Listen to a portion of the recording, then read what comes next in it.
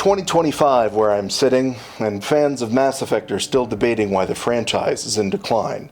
Many date the start of the decline to Andromeda. Some look back to Mass Effect 3, and a few even go way back to Mass Effect 2.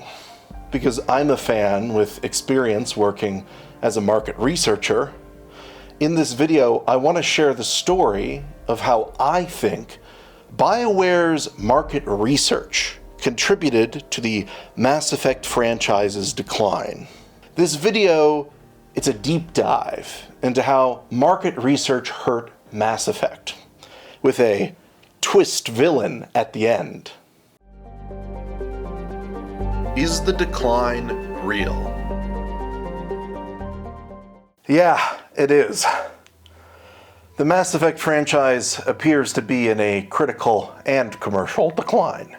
Evidence of the critical decline is pretty undeniable on Metacritic. The Mass Effect franchise's reputation began to critically sour after Mass Effect 2, which represents the series' peak. Mass Effect 3 was reviewed worse than Mass Effect 2, and Mass Effect Andromeda was also much, much worse reviewed than Mass Effect 3. So there's a critical decline, but what about a commercial decline? It's much harder to assess the franchise's commercial fortunes. EA, like most publishers, hasn't disclosed the franchise's sales numbers. So we have to rely on third-party analysis. The best analysis I've found is from Dario Andrik. In 2023, Dario Andrik, writing for the website Level, claimed that Mass Effect 1 sold 2 million copies, while Mass Effect 2 sold 5 million copies, and Mass Effect 3 sold 7 million copies, while Mass Effect Andromeda sold 5 million copies. Andrik arrived at these estimates using numbers from sources like VG Charts and GameRant. I went back and I double-checked the numbers that VG Charts and GameRant had, and I would say that Andrik's analysis seems like a plausible extrapolation based on those sources. The thing is, VG Charts and GameRant don't detail how they got their numbers, which is concerning. That means Andrik's analysis may be based on nothing more than some heavy-duty conjecture. Still, so far as I can tell, Andrik used the most reliable, publicly available information to create his analysis. So, unless Bioware or EA is looking to volunteer the true numbers just for the sake of this video and answering my personal curiosity, it looks like we're going to have to rely on Andrik's estimate here. Overall, sales for each game in the franchise outperformed the last one in the franchise until Andromeda, which underperformed relative to Mass Effect 3. Putting everything together, it looks like a critical decline started with Mass Effect 3, and that preceded the commercial decline, which started with Mass Effect Andromeda. So there is plausible evidence this RPG franchise is in a critical and commercial decline. Mass Effect 2's market research. Luckily for us, Casey Hudson was interviewed after Mass Effect 2 and Mass Effect 3, and in those interviews he talks about how Bioware used market research to design the Mass Effect franchise. Casey Hudson was the director of the Mass Effect trilogy, the guy who pitched the very idea of the Mass Effect franchise to Bioware founders Dr. Greg Zaschuk and Dr. Ray Muzyka. So Hudson is a very relevant source on how Bioware designed Mass Effect 2 and 3 using market research. In a 2010 interview by Joystick, reflecting on Mass Effect 2's development overall, Hudson talks about how market research was used to design Mass Effect 2. When you started development on Mass Effect 2, was there a priority? One thing you wanted to achieve more than any other? That's a good question, because there are two things that we look at in terms of the next game that we make, and one of them is our list of goals. But there are only a few of us making this game and millions of people playing it. So it's kind of egotistical to say we know best about what it needs to be. There are people who play it 5 times, 7 times. Unbelievable. That's the other part we try to mine and really understand, is for people who become experts in the game by playing it, what's their perspective on what needs to be better? So it's really those two halves that we put together. It ends up creating a big list of our goals and goals of our players. With Mass Effect 2, we tried to do literally every single one of them, and there were basically 40 different categories of things we wanted to add or improve or change. In other words, Hudson says Bioware figured out what they wanted to change from Mass Effect 1 to Mass Effect 2 in 2 ways. First, they created our list of goals. Hudson is laconic on this point. All we learn is that Bioware had their goals when they set out to create Mass Effect 2, not what they were.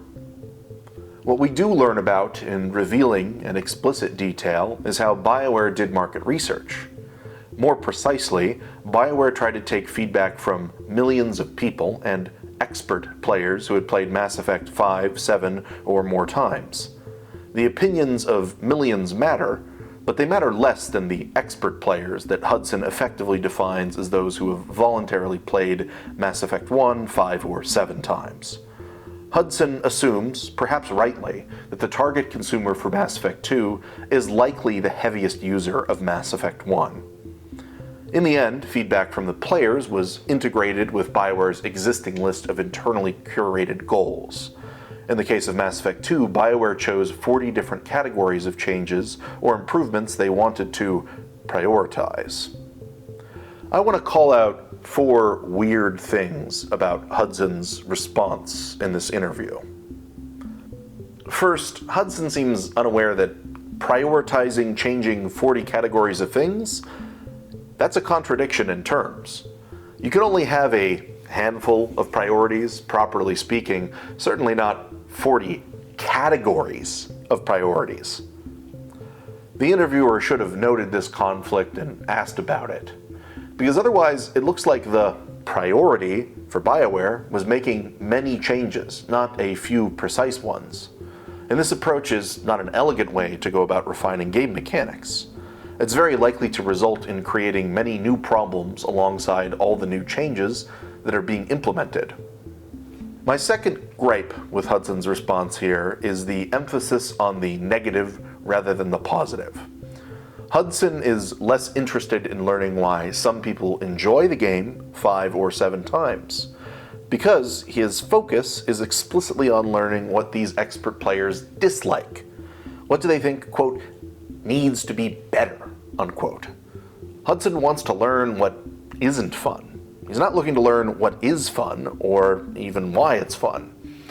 This is a lopsided way of focusing on feedback. Both positive and negative feedback matter. Only focusing on negative feedback is very likely to make it hard to diagnose what to change. Third thing here, look at how Hudson doesn't acknowledge the possibility of conflicting feedback. It's a certainty that many people will offer conflicting feedback on almost any subject. And in my own experience doing market research, even just one person can offer wildly conflicting feedback. The thing is, though, Hudson doesn't seem aware of the possibility that this will happen, that feedback can and will conflict with itself. He speaks about consumer feedback as transparent, as easily understood, and speaking in a united voice, and that's just rarely ever the case. Finally, look at the lopsided way Hudson reconciles player feedback and Bioware's own goals. Near the beginning of his response, Hudson claims that Bioware's own list of goals and player feedback are the 2 halves that we put together. This implies these 2 things are equally important to Bioware. But in the rest of his answer, Hudson spends nearly 4 times as much time talking about the importance of player feedback relative to Bioware and its own ideas.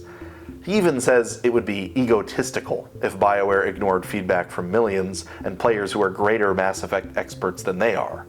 So yeah, in theory, Bioware's internal creative vision and player feedback are equally important, but in reality, players' feedback matters more, if only because there are more players who are more expert in the game than Bioware's developers.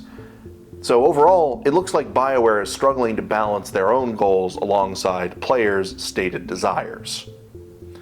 Now, I don't want to read too much into one interview. There are other interviews where Hudson and Bioware's co-founder, Dr. Ray Muzica, go into these sorts of details about how market research designed Mass Effect 2, but these interviews just corroborate the details I've mentioned in this one. They don't reveal anything new.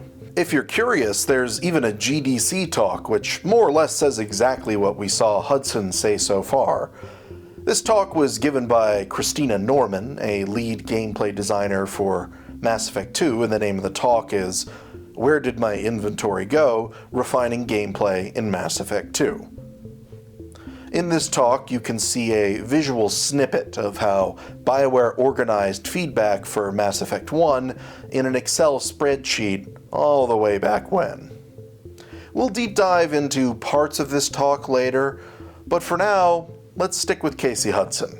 Overall, Hudson reveals that Bioware's market research was focused on what was most criticized or requested, and they prioritized changes on that basis. In a conflict between Bioware's ideas and the market research, the research findings were given priority. The feedback of the heaviest users of Mass Effect 1 was considered the most important, though one also gets the sense that the quantity of feedback here mattered more than the quality of it. Despite some seeming flaws in their market research, evidently it was not yet flawed enough to notably harm the franchise's fortunes. After all, Mass Effect 2 was a greater critical and commercial success than Mass Effect 1. As we will see, though, Bioware learned bad lessons from Mass Effect 2's success, and the way they did their market research was significantly worse when it came time to make Mass Effect 3. Mass Effect 3's market research. Bioware used similar market research methods when making Mass Effect 3, but there were key differences. Hudson describes Bioware's market research for Mass Effect 3 in a 2012 interview with Game Informer. Let's start by examining how Bioware's market research doesn't really seem to have changed. Well, we always have a pretty extensive process of analyzing feedback. You know, people that are on our forums don't see me posting in there, but I'm reading it. If you've posted something about Mass Effect on YouTube, I've probably read it. So our fans have a voice that gets heard. And it's usually a process that we do, you know, obviously throughout a game, but especially once we've shipped something. For a couple of months, we shift into a period of really listening to what people are saying. When we shipped Mass Effect 1, the first thing that we did was we took all the feedback that we could find, all the reviews, the forum stuff, and we literally started cutting and pasting comments. And so we had like one file that had all the positive comments and one that had all kinds of critical comments. And then we started categorizing them into like enemy AI or graphics or whatever. And that became like a list of, almost prioritized list of things that basically people in a meta sense were telling us needed to be different. All of this fits with the previous interview we saw earlier. Indeed, at a different point in this interview, Hudson almost verbatim repeats what he said in the other interview when he starts talking about how they're paying attention to millions of people. Yeah, I mean, you think about the millions of people who play, all the different media that they have to share their feedback. There's a lot of commentary out there, but we still try and mine it. And then, like I say, every bit of feedback is valid and true for the person who's giving it.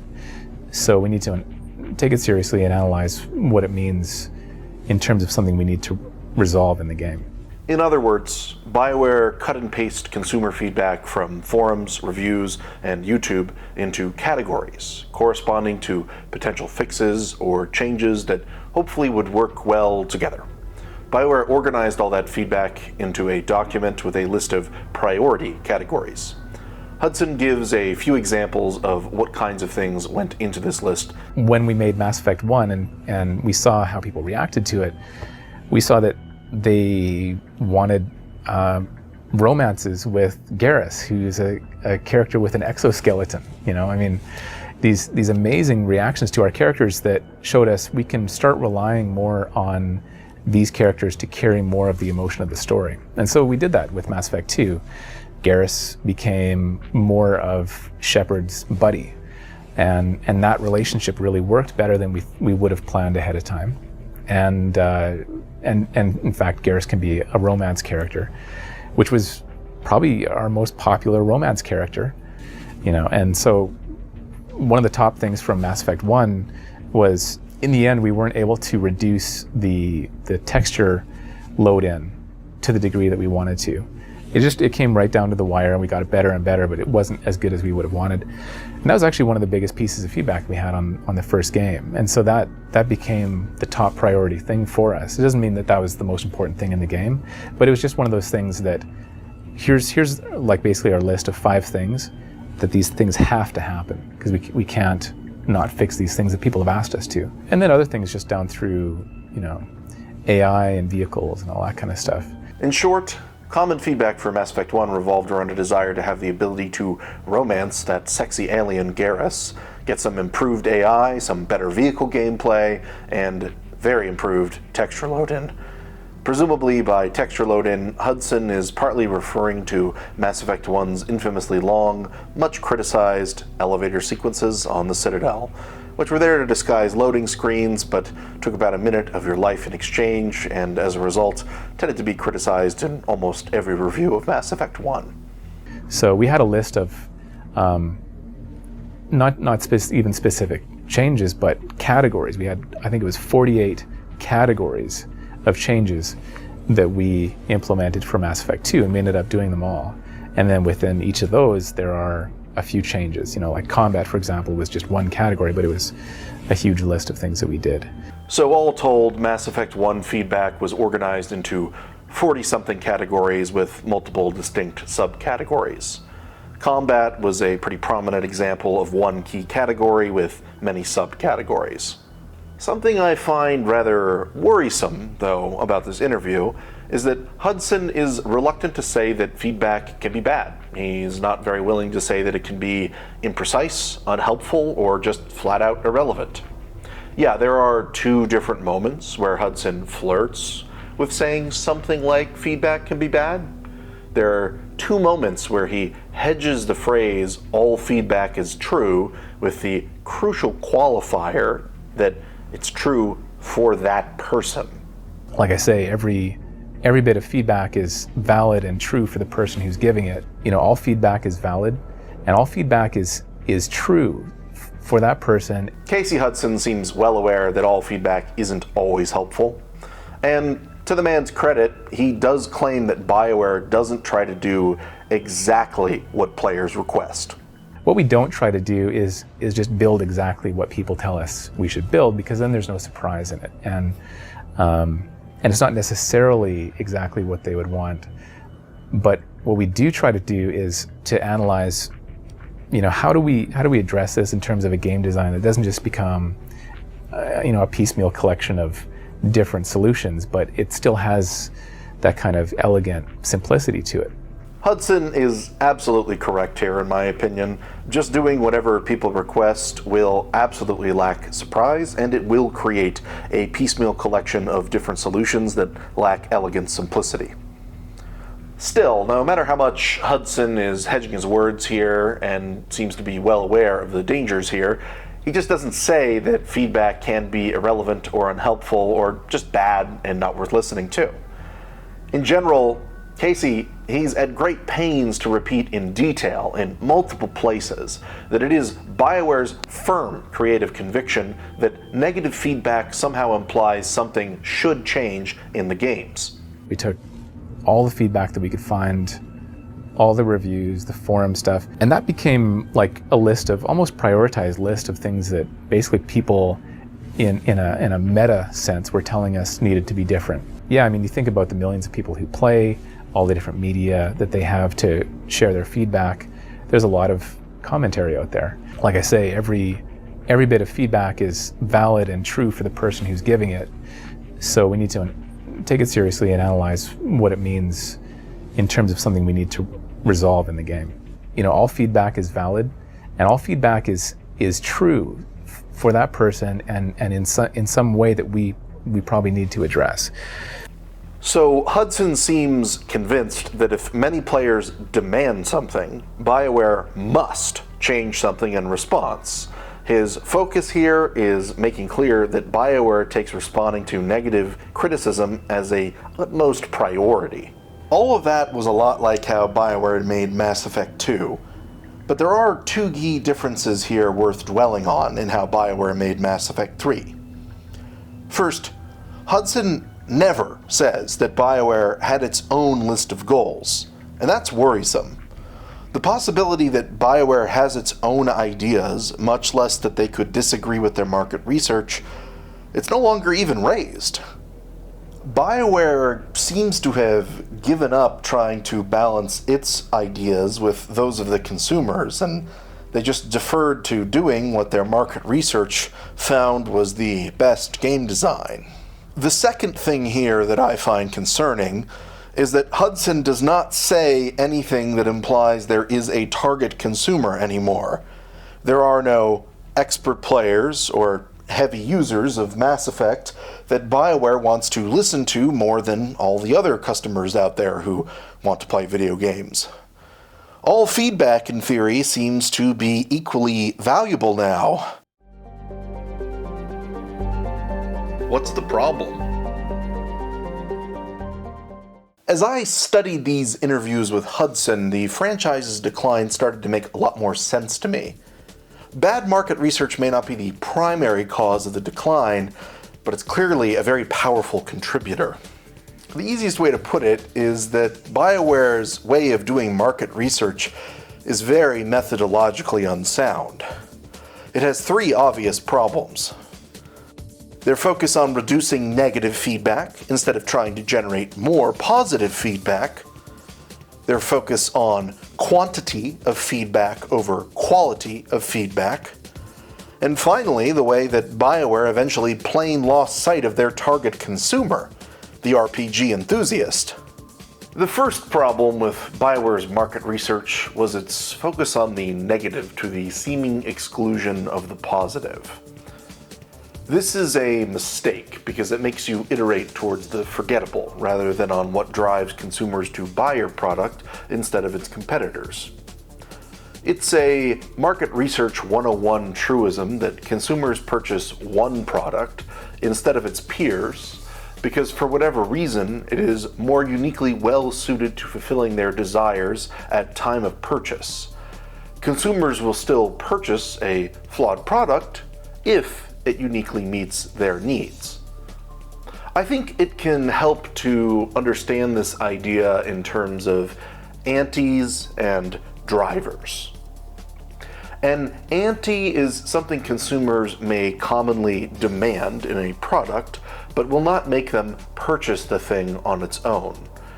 Antes are the things you're expected to include in order to have your product compete in the marketplace, like an ante in poker is required for you to be able to play in a given hand. For Mass Effect, one good example of an ante is the fact that it lets you save and load your game as needed. Save systems are an ante because consumers expect them but will not buy games just for them. In contrast, a driver is something that all by itself can drive a consumer to buy one product instead of its peers. For Mass Effect, the most obvious driver is that you can make alignment choices in one game that are promised to have consequences in the others. This driver was always the primary selling point for the franchise. It's what makes Mass Effect a unique AAA RPG even today in 2025. Obviously, different consumers will care about different antes and drivers, but generally, most consumers are quick to demand more and more antes, and sometimes even fool themselves into thinking that the antes are why they buy products. But the fact of the matter is that sufficiently compelling drivers will make the right consumer forgive the absence of many antes. Why else are people still playing Mass Effect in 2025? Mass Effect does not have many antes that are common in other contemporary AAA RPGs like Baldur's Gate 3, for example. But the original trilogy for Mass Effect, it still has that key driver that no other AAA RPG does, including Baldur's Gate 3. Mass Effect's original trilogy lets you import choices across the games, and that's so unique that people forgive all the other antes that Mass Effect lacks. So, a good enough driver can make up for missing antes. But if you don't have sufficient drivers, no amount of antes will make consumers interested. Consumers don't care if your game has every feature if it doesn't uniquely satisfy them. They care about drivers, not antes. And again, not every consumer has the same drivers. Different consumers want different things. The thing is, though, Bioware's focus on the negative primed them to focus on adding more antes, rather than improving their key drivers. Consider what they were focusing on. They were focusing on negative criticism. People don't criticize drivers. They criticize the antes they felt were missing. So, focusing on negative criticism, not positive feedback, it sets you up to fixate on antes, not drivers. And that means losing sight of improving your drivers, which are what, actually drive the purchases. So Bioware's bias towards the negative made them prioritize the wrong things. The second problem with Bioware's market research was its focus on quantity of feedback, not quality. This is a mistake because it makes you fix things that may not be problems at all, which will create new problems other people will complain about. And it offers no way to reconcile insights from conflicting feedback. It's an indiscriminate approach. Furthermore, in general, quality feedback doesn't just provide solutions to problems, it tends to diagnose problems. For example, let's imagine that players were complaining about a vehicle that controlled poorly, and so they suggested that tighter controls would fix their issues. But let's also imagine that the underlying problem with this vehicle and why it feels so weird is that the level design is making the vehicle not so fun to play with. In this scenario, no changes to the vehicle are going to fix the level design problem. Higher quality feedback would not merely suggest changes to the vehicle, but diagnose why and where it struggled and pinpoint the kinds of level designs where it was and wasn't fun. Focusing on quantity, not quality, makes it impossible to refine the drivers consumers care about. The most fatal issue with Bioware's market research is that it eventually lost sight of the target consumer.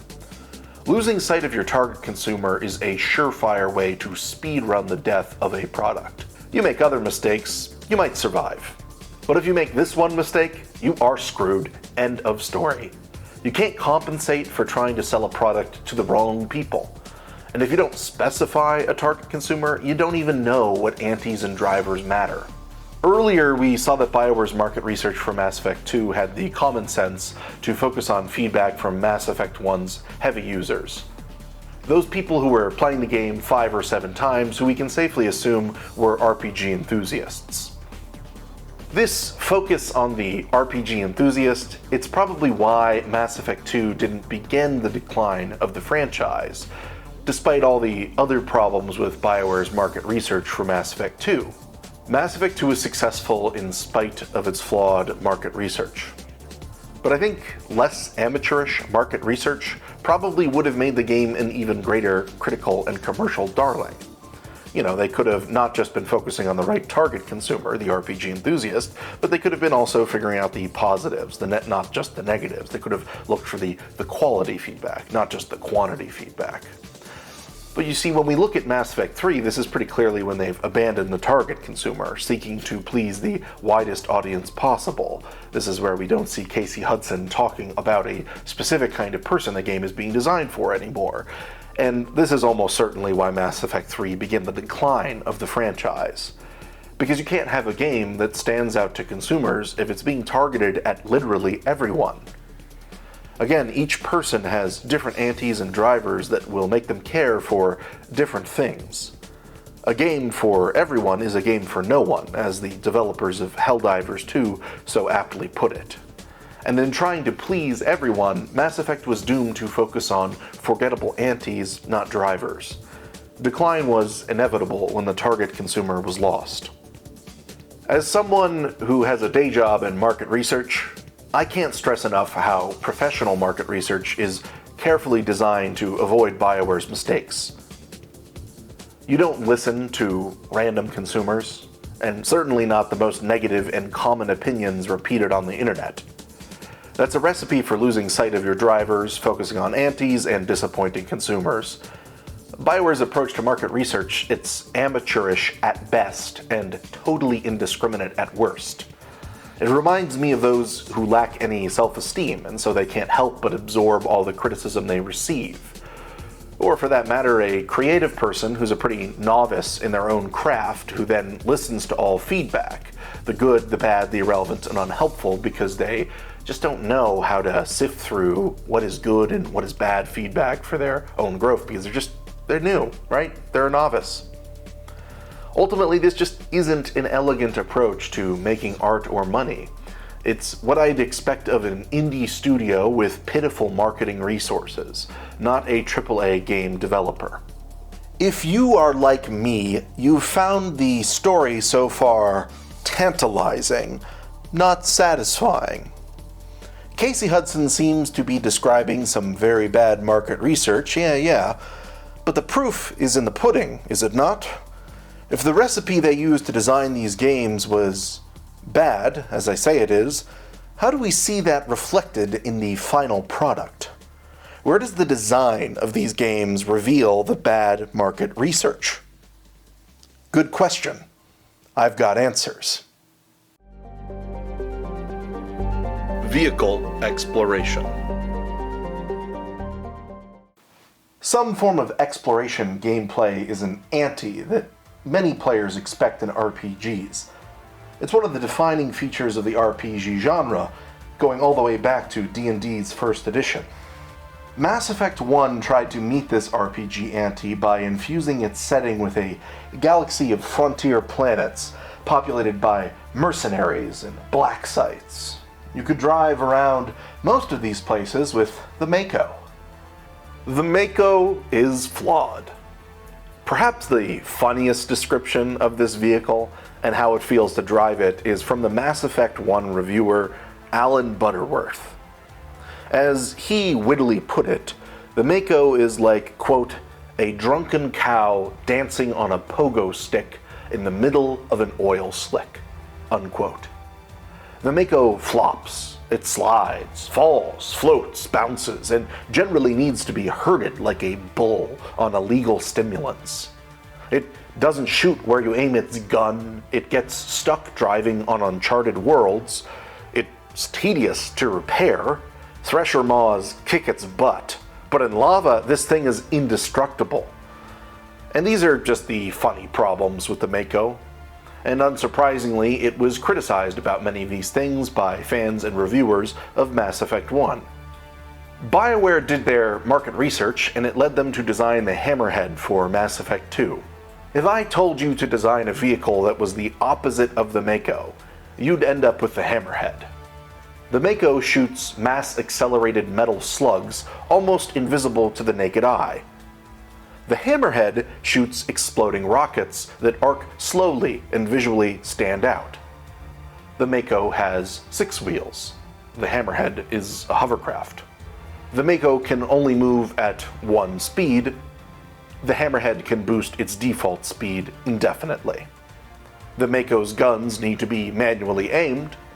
The Hammerhead's rockets automatically seek enemies. The Mako slowly climbs mountains and has a pathetic jump. The Hammerhead is designed to quickly jump over those same mountains. The Mako is a tank that can take multiple hits. The Hammerhead is a glass cannon that can sustain little damage. These vehicles are polar opposites. The only thing that the Mako and Hammerhead share in common is their shark-inspired names and frustrating gameplay. Sadly, the Hammerhead being the polar opposite of the Mako didn't solve the underlying problems. The Hammerhead is just as easily stuck on the level geometry as the Mako was. Nothing is really funny about the Hammerhead gameplay, it's just frustrating. It's not the Mako, but it's also bad. If the Mako feels like a bunch of kids trying and failing to make you a birthday cake, the Hammerhead feels like those kids were so ashamed they bought you some lottery tickets. And so it's no surprise the Hammerhead was also unanimously criticized by fans and reviewers. It turns out that doing the opposite of something many dislike will just create new, flawed things. True to the approach we've seen, Bioware did market research on Mass Effect 1 and 2's much criticized vehicles and arrived at an insight, so to speak, which was that vehicle sections were bad.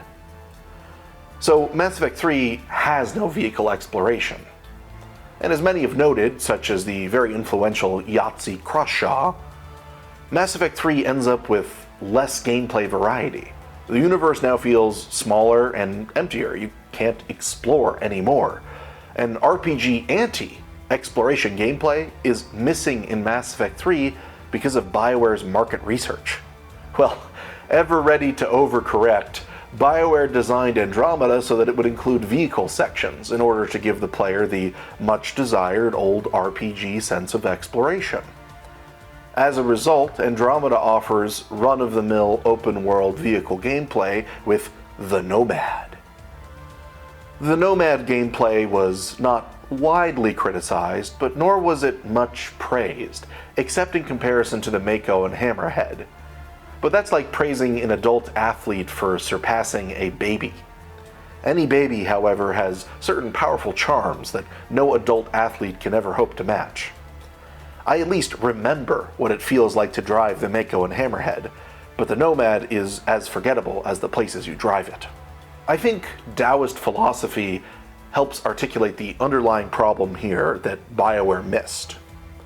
For various philosophical reasons we don't need to get into, Taoist texts like to challenge our ordinary perception of things.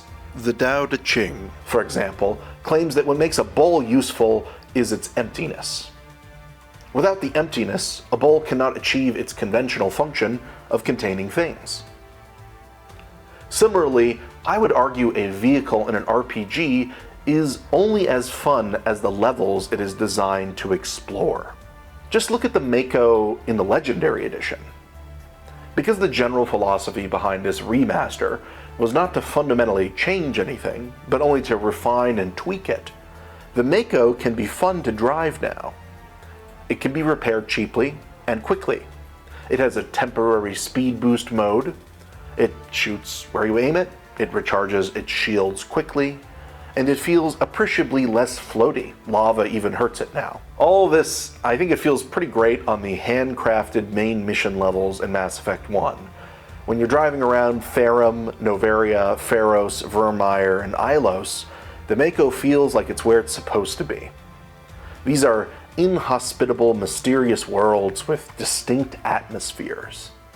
Using the Mako to traverse them gives the feeling you are exploring a rich universe by showing you beautiful corners of it.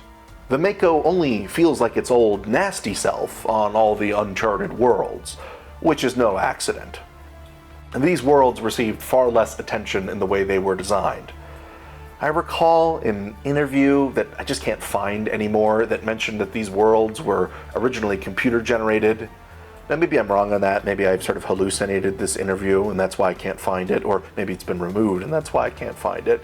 But I do think it's pretty safe to say that all players have this tendency to think that the Uncharted worlds are a pain to drive on, because many of them are fractal messes.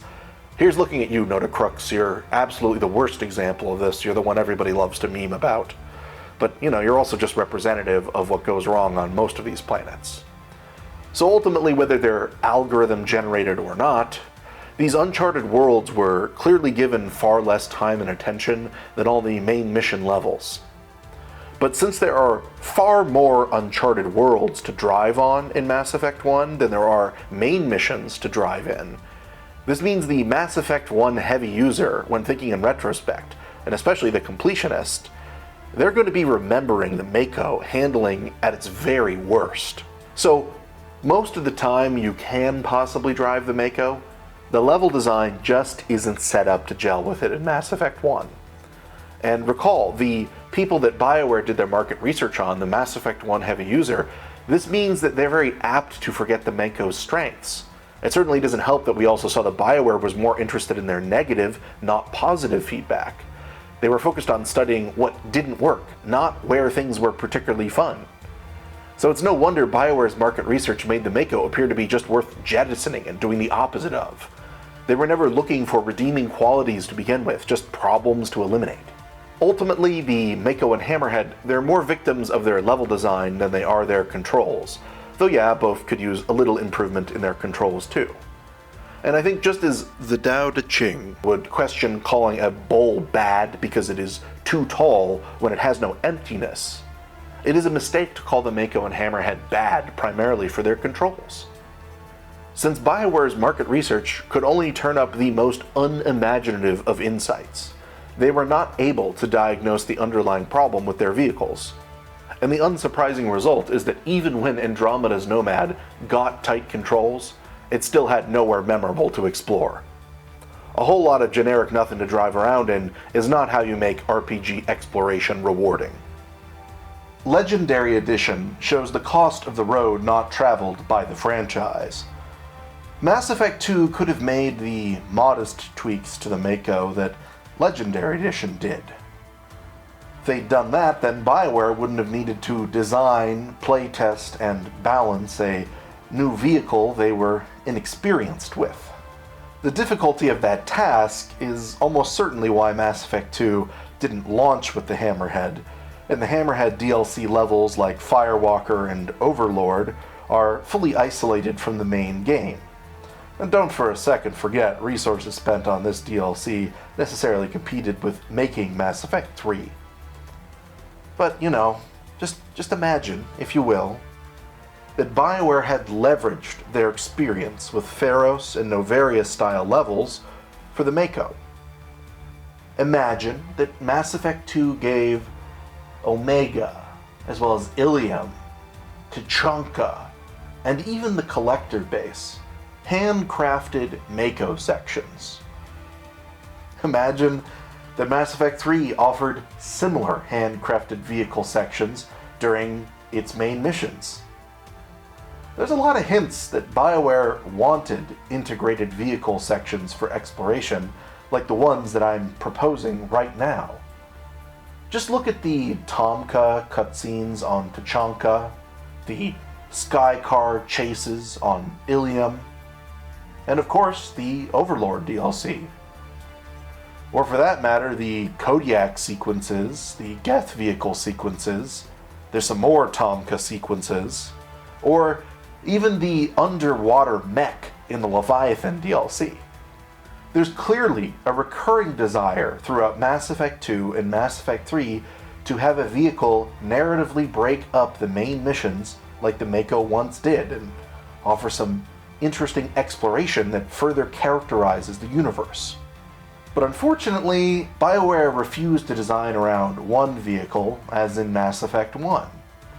Instead, they made new ones for cutscenes and gameplay whenever they needed it. But imagine if Mass Effect 3 could have learned from Mass Effect 2, and Mass Effect 2 from Mass Effect 1's Mako, rather than designing new vehicle stuff from scratch every single time they went, oh, maybe we need this in an RPG. This would have really freed Bioware up to use their time and money elsewhere. You'd end up with a higher quality RPG trilogy than the one we got instead. And Bioware's market research is directly to blame here for wasting the institutional knowledge and limited resources that Bioware had. Bioware just performed amateurish market research to arrive at the most obvious of solutions possible. First, Bioware did the opposite with Mass Effect 2, and then cut out exploration in Mass Effect 3, and finally reintroduced it in Andromeda, never at any point meaningfully solving the underlying level design issues. Weapons and armor. Another ante for many RPGs is offering meaningful choices in weapons and armor. Again, this is a feature of RPGs that can be traced all the way back to the first edition of D&D. Mass Effect, naturally, as an RPG, tried to meet and exceed this expectation, but Bioware's market research made it a real struggle. Mass Effect 1 would let you have literally hundreds of weapons and types of armor, and hundreds of subtypes of weapons and armor modifications. It was overwhelming clutter, and the differences were not meaningful. You had a truly mystifying amount of stuff. It was also all mostly the same visually and gameplay-wise. The differences were some gameplay statistics, but the statistics were hard to grok because the interface with the information was Byzantine. You also had a limit to how much you could carry, and that's a real kicker here because this forces you to interact with the painful menus. Any player, you're going to inevitably have to confront the pain points of the weapons and armor systems in Mass Effect 1. This wasn't a system you could ignore. It got in your face and forced you to organize a mess. And it didn't reward you anywhere near enough for how much it required you to engage with it. Managing weapons and armor was just a chore, not a way to discover different gameplay styles. In response to criticism of these systems, Bioware removed the limit on how many items you could carry. That was a promising first step for Mass Effect 2, if only because this made it so that you could just ignore the weapons and armor systems if you wanted to now. This fix is sort of like throwing all your clutter into a closet that you just don't want to open. You've still got a mess waiting for you there to deal with, but at least you only have to engage with it when you're feeling up to it. But another change they made, and this was a stupid change, is that Bioware made totally invisible the statistics for your weapons. I think they were overreacting to the criticism of the hard-to-grok UI and said, well, maybe we just shouldn't have one. And at the same time, they also dramatically reduced your weapons, armor, and modifications options in Mass Effect 2.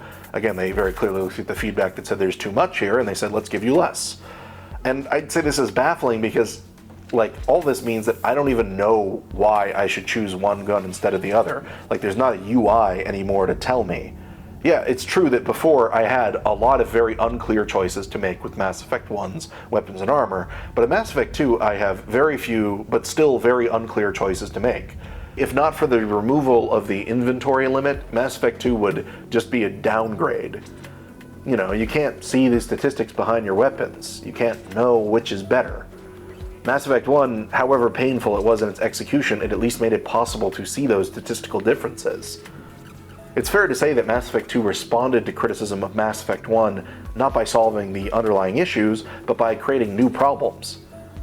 Doing the opposite of what many people criticize doesn't fix complex issues. Even Casey Hudson was ready to admit that Bioware missed the mark with Mass Effect 2. We're looking at the feedback that we've had that people want more out of the RPG systems, and they want more depth and they want more customization. And so we're doing a lot of those things, but we're doing it in the style that you had in Mass Effect 2, where you still have weapons the way they work in Mass Effect 2, and you still have armor lockers and stuff like that. But now you've got a lot more to buy at stores, and you've got a lot more to customize your armor and your weapons. And when you're modifying a weapon, you see it sitting on the table, and you're seeing parts click in and out of it, and you have a lot of options to do with that.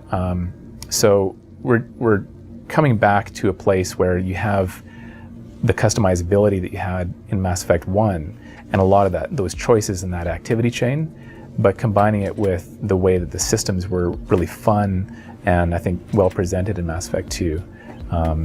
But also, again, just kind of going back and improving the way that all of this stuff works and the way it all looks. Casey here deserves some credit for admitting that Mass Effect 2 missed the mark. But if you ask me, I don't really think that Mass Effect 3 fixed the underlying problems so much as it just achieved a forgettable solution. Yeah, in Mass Effect 3 there's a much better UI, and it does convey the statistical differences between items. For the first time, you can actually clearly tell what the gameplay differences are. Thank God they got this right. This is a genuine improvement over both of the previous games. They both needed an elegant UI. But, by and large, the majority of weapons and armor and modifications in Mass Effect 3 still do not feel distinct. There are a few fun and distinct guns, and some are so broken they trivialize the game, especially if you give them to Garrus. But mostly, a gun is a gun is a gun is a gun in Mass Effect 3. The same goes for armor. The differences are cosmetic with limited mechanical impact. This doesn't meet the RPG ante of meaningful differences in weapons and armor, which, at least in theory, mattered to Bioware. After all, Hudson justified Mass Effect 3's changes because they theoretically deepened the RPG systems. We're looking at the feedback that we've had that people want more out of the RPG systems, and they want more depth and they want more customization. And so we're doing a lot of those things. Oof. I mean, Bioware just clearly didn't do the things that Hudson said they wanted to. In the end, Mass Effect 3's weapons and armor systems only arguably met the ante for third-person shooter consumers who weren't probably looking for too much depth. It doesn't really meet the ante for RPG enthusiasts who are going to want more depth in these systems.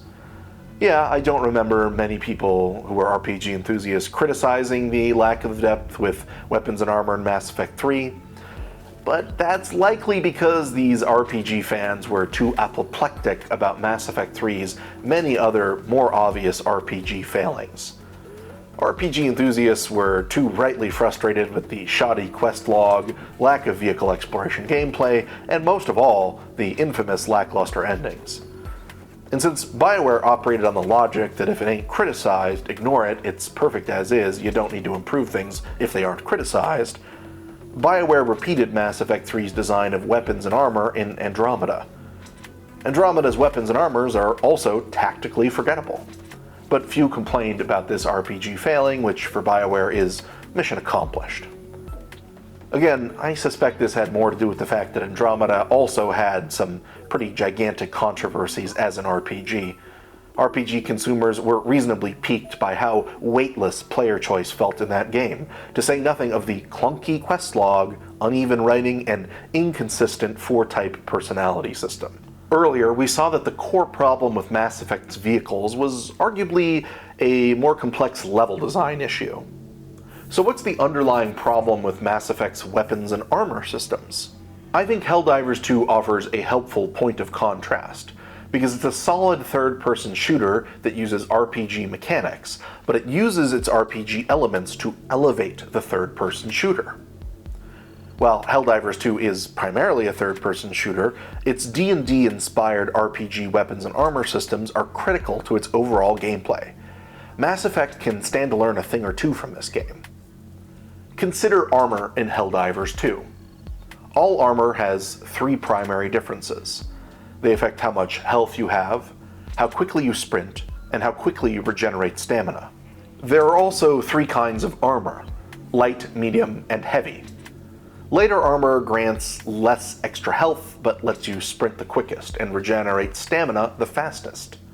Heavier armor grants more extra health, but makes you sprint the slowest and regenerate stamina just as slowly. Stamina is used up when you are sprinting, and more stamina improves your accuracy with every weapon. And to make things even more interesting, every armor can have an additional passive, giving you a reason to consider picking any particular heavy, medium, or light armor instead of another one. You're always making a choice that trades off between various benefits that are very noticeable. Do I want extra grenades or melee damage, ammo, quicker reloads, less recoil, etc., and so forth. A key part of why this RPG-style armor system feels satisfying is that levels and enemies are designed around it. Some missions, like defense missions, require little long-distance traversal and reward heavier armor, while other missions reward medium armor's flexibility or lighter armor's mobility. The variety of the enemy and level designs makes the benefits of different armor types quite obvious to a player loading into Helldivers 2. You will notice if you are wearing light, medium, or heavy armor every time you play. The level and enemy designs support the armor system, and the reverse is true too. The feedback loop here between the armor system and the other parts of the game's design is something that Mass Effect just lacks. In Mass Effect, you're not moving in a clearly different way or surviving different attacks based on your armor. Yeah, there are small differences that different armor and mods can grant you, but for the most part, armor is just a cosmetic choice in Mass Effect. It's not a question of urgent tactical trade-offs. A similar problem holds back the weapons system in Mass Effect. Again, let's look at Helldivers 2. Most weapons in Helldivers 2 have 4 primary differences: damage, capacity, recoil, and fire rate. There are also different kinds of weapons: assault rifles, marksman rifles, sniper rifles, submachine guns, shotguns, explosive weapons, and special weapons. Making things even more interesting, every weapon has additional traits that distinguish it, like whether it's incendiary, requires 1 or 2 hands, can charge, penetrate light, medium, or heavy armor, etc., and so forth. And as a cherry on top of all this delightful complexity, some weapons have alternating fire modes and ammo types you can toggle. Each of these weapons tends to excel in a different niche, that is, against highly specific types of enemies.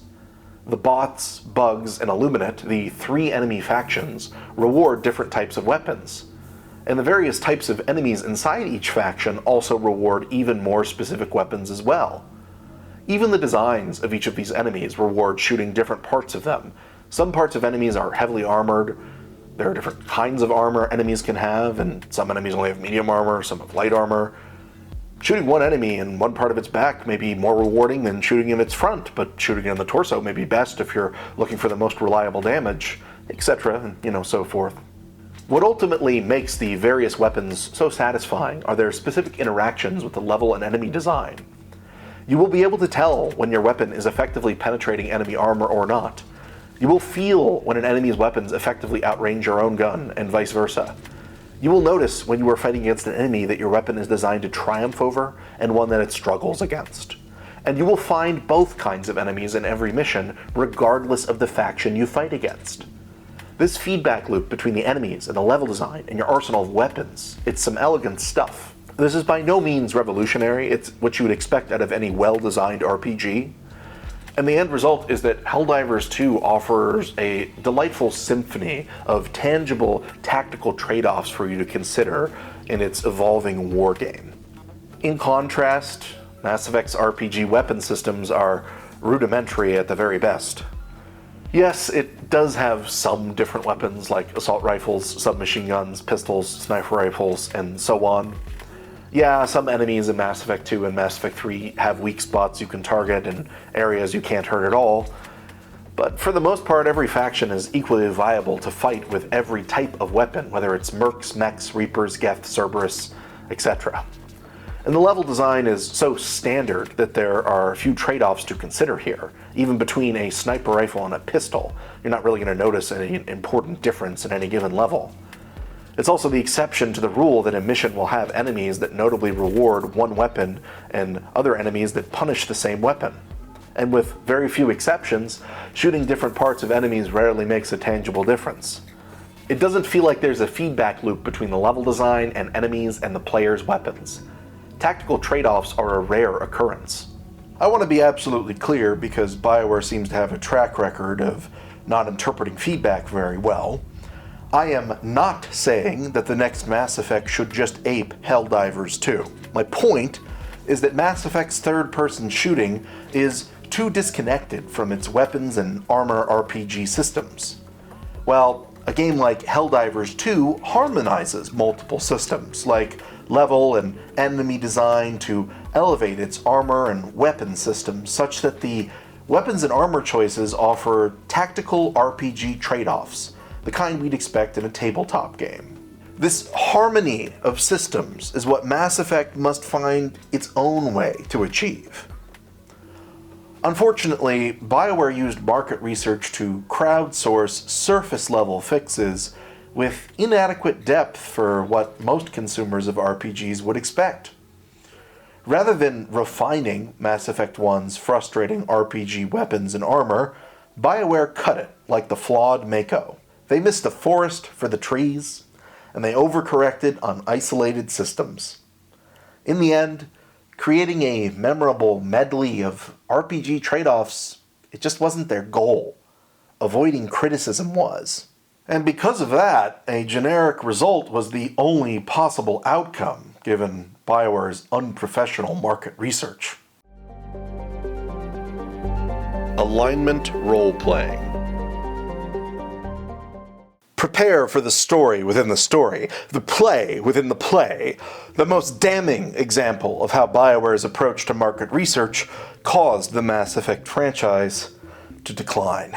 The core role-playing mechanic in the Mass Effect trilogy is the Paragon and Renegade alignment mechanic. No other gameplay feature defines the franchise as much as this one does.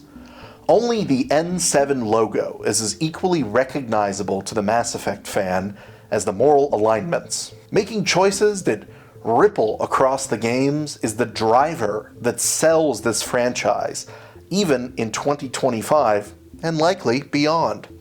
Given the critical importance of this storytelling mechanic, unsurprisingly, it's provoked the most dispute among fans. Something this unforgettably game-defining will provoke strong reactions, even if it were perfectly implemented, and boy howdy, this game design was not perfectly implemented. The most common criticism leveraged against every iteration of the alignment system is that it's too restrictive and simplistic. It is how we make key choices across the games, but the choices themselves can feel arbitrary. Remember that guy, that reviewer, Butterworth? The one who described the Mako in such delightfully funny terms? His review of Mass Effect 1 does a pretty great job diagnosing the key problem with the alignment system. Then there's the black and white nature of Bioware's morality, where you're either the Good Samaritan, the Paragon, or a baby puncher, the Renegade. Admittedly, given the limits of time and technology, it's admirable that Bioware even allows us this degree of choice. But at the same time, it's frustrating that the nuances of human ethics can be reduced to choice A or choice B. On top of this, unlike their previous games, the choices you make don't even impact the look of your character or the abilities that you're granted, so they cease to be significant.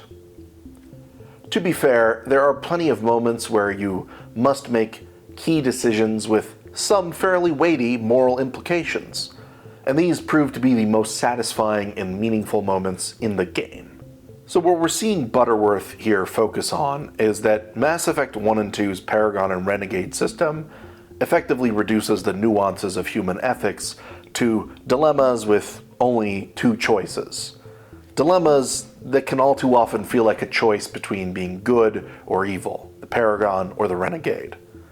Butterworth is willing to grant that the limitations of a cinematic RPG, like Mass Effect 1, necessitate that there does need to be a greater limitation in terms of player agency.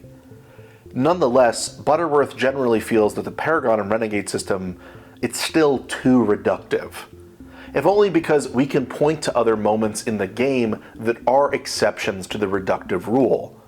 There are key decisions with weighty moral implications, ones that cannot so easily be reduced to a choice of good and evil.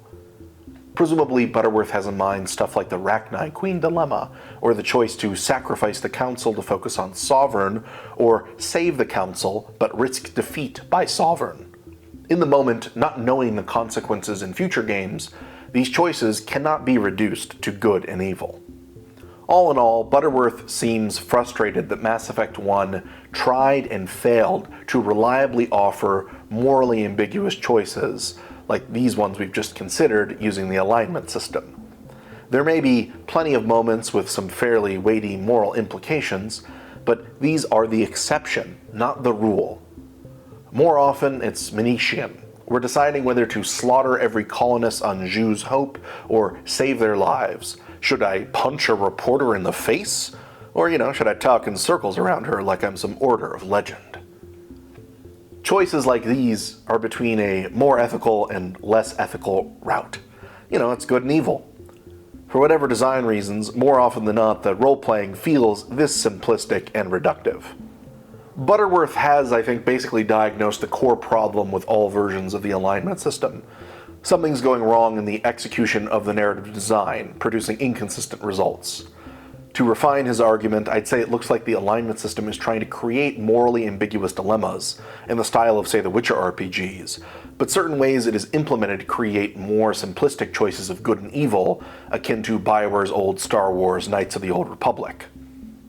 The end result is a tantalizing but frustrating role-playing mechanic, a mixture of role-playing experiences that is like Bioware's past, but it's also innovative and more contemporary. And so the game that's getting in its own way, and reliably fails to live up to the high standards a few of its moments offer players. Now, I didn't just bring up Butterworth because I thought his take on the Mako was funny or I liked his analysis. I brought Butterworth up because it looks like he was a reviewer that Bioware's market research studied. Remember how Casey Hudson said that Bioware cut and pasted comments from reviewers when they were doing their market research? With that in mind, let's consider again what Butterworth literally said, not what he probably meant.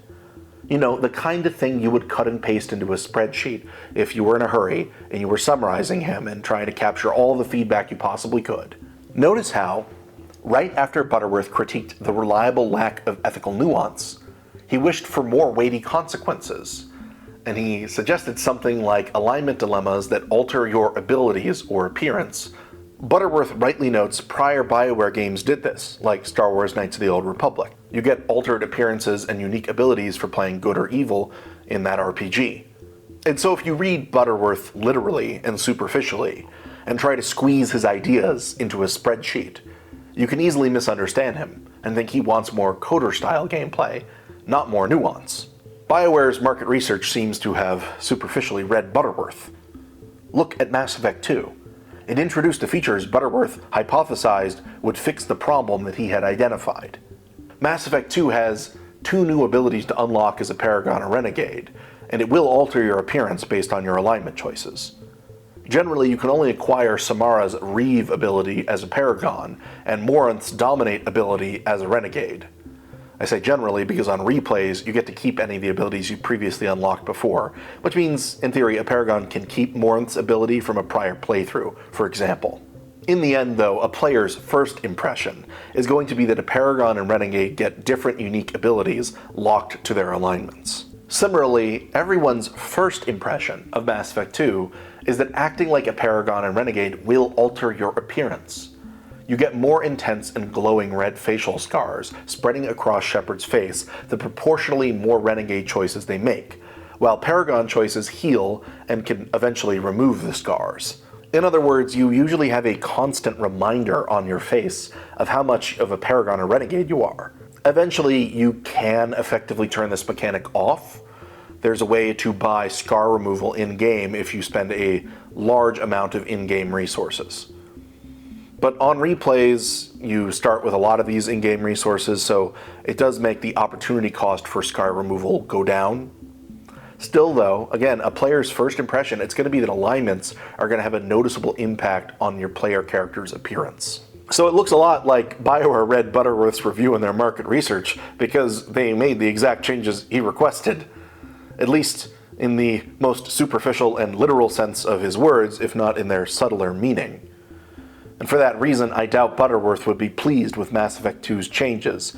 Bioware did what he literally suggested, but failed to read between the lines of his criticisms. Butterworth wanted to ethically deliberate over choices with weighty moral implications. Giving a unique ability to Paragons and Renegades and making Shepard look like an evil Sith or unblemished Jedi doesn't fulfill Butterworth's RPG desires. All these changes do is make Mass Effect 2 play more like Coder, which makes it more restrictive and simplistic than Mass Effect 1. Literally giving Butterworth what he asked for gave him the opposite of what he truly wanted. It turns out market research that copies and pastes fragments of reviews can make things worse. You can actively do the opposite of what consumers want with this shoddy form of research. I found Butterworth's review when I looked for every review of Mass Effect that exists to see if I could find reviews that Bioware seemingly did their questionable market research on. And this does mean that I read hundreds of reviews just for you. I figured that if Bioware was as thorough as Casey said they were, I should be able to find examples of them fulfilling review requests. I was right. Butterworth's wasn't the only review I found where Bioware's market research implemented an alignment change someone requested without noticing it wouldn't really satisfy their actual problem. Consider the Witcher 1 RPG enthusiast, Anthony Birch. Birch argued Bioware's marketing for Mass Effect 1 overstated how innovative the new conversation wheel and alignment system were. But speaking of the conversation system, it's worth pointing out that Bioware was flat out lying about some of its aspects. While the analog stick-controlled response system is certainly a much more intuitive and cinematic method of handling dialogue trees, the conversations have a great flow and rhythm. Interrupting people or choosing dickish responses almost never results in different outcomes. You can interrupt someone every single time they open their mouths, and the conversation won't play out any differently than if you'd patiently waited for them to finish every statement before jumping in with your own questions. On the one hand, this isn't such a bad thing. I don't know if I'd want to be forced to listen to every single line of dialogue in its entirety, but Bioware still failed to deliver on their promise for an innovative, interactive new approach to NPC conversation. What begins as a boring exercise in galaxy saving quickly turns into a character-driven space opera with some political commentary and one or two tough moral choices, which are so interesting that there should have been way more of them, a la The Witcher. Still, I'll take what I can get. In other words, Birch felt Bioware's new cinematically focused dialogue wheel, defined by the alignment system, was not the major RPG innovation it was promised as. Birch is probably thinking of older Bioware RPGs that listed all your potential responses, like Baldur's Gate 1 or 2. Birch thinks Bioware hasn't justified trading lots of potential responses for a few cinematic ones. Because when you interrupt someone in the middle of them speaking, the game doesn't cinematically account for this choice in terms of the Paragon or Renegade choices you're making. Looking back on Birch today, it might sound odd for him to say that Bioware lied about having a cinematic interrupt feature for conversations in Mass Effect 1.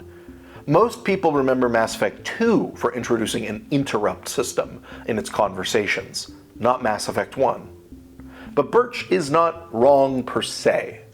He's just being inflammatory in the way he's describing Bioware's marketing for Mass Effect 1. The ability to interrupt and have a cinematic response to it was a feature that Bioware drew attention to for Mass Effect 1 during their E3 stage demo in 2007. Because we've got some really amazing writers, it's usually very cool to see how Commander Shepard says something based on the paraphrase that, is basically the idea of what you wanted to say. And you can interrupt people. I That's didn't do right. it fast enough. Yeah, exactly. We've got basically the way it works is if you press A, your character it'll kind of time out like a natural conversation. Mm-hmm. But if you hit the X button, your character will actually step on the other guy's line and just start talking. So it's kind of an interesting way to interrupt. And then, once you kind of get used to that, you can kind of tell what's going to happen next. And sometimes you can actually, you can end up shoving the guy in the middle of his line and stuff like that. So it's a very visceral way of talking to characters. If you didn't recognize the voice, that was Casey Hudson speaking during this E3 stage demo. And what this tells us is that Birch was right.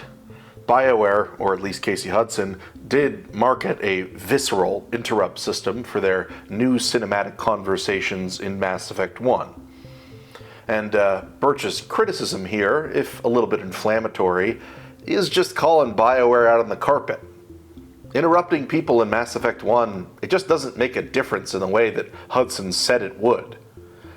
Maybe this was a feature that Bioware wanted to implement in Mass Effect 1 and they just had to cut to meet certain deadlines. That's a pretty usual part of game development. but whatever the reason, a visceral interrupt system, you just can't find one in Mass Effect 1. You gotta wait for Mass Effect 2 to see that sort of thing. That said, let's consider the most obvious way to interpret Birch. The way you would slot him into a reductive spreadsheet that was obsessed with collecting as much feedback as possible and putting it into 40-something categories of priorities.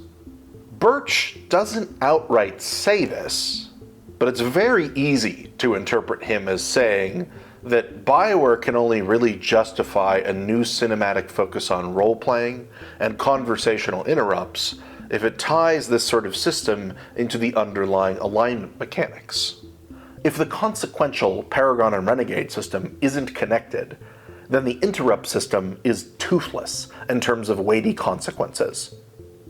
Why restrict my choices for cinematic reasons if you won't give me full cinematic reactivity in a meaningful way? Bioware evidently thought that Birch, or others with his opinion, had hit the nail on the head. The exact changes that Birch seemingly requested were added to Mass Effect 2. Mass Effect 2 is filled with unique cinematic moments defined by Paragon and Renegade options where you can interrupt. The thing is, Birch's solution, much like Butterworth's, doesn't fix the underlying problems here. If Birch feels that the new alignment mechanics, tight focus, and cinematic conversation wheel are too restrictive, refining a mechanic where you can interrupt isn't going to fix the issue here. If I already feel that I lack meaningfully different choices, more alignment interrupts isn't going to fix that issue. If I already don't like potatoes, giving me more potato salad isn't going to make me a happy camper. To satisfy Birch, Bioware needs to offer more ambiguous consequences for the limited A or B choices that the Paragon and Renegade system automatically forces all its role-playing into.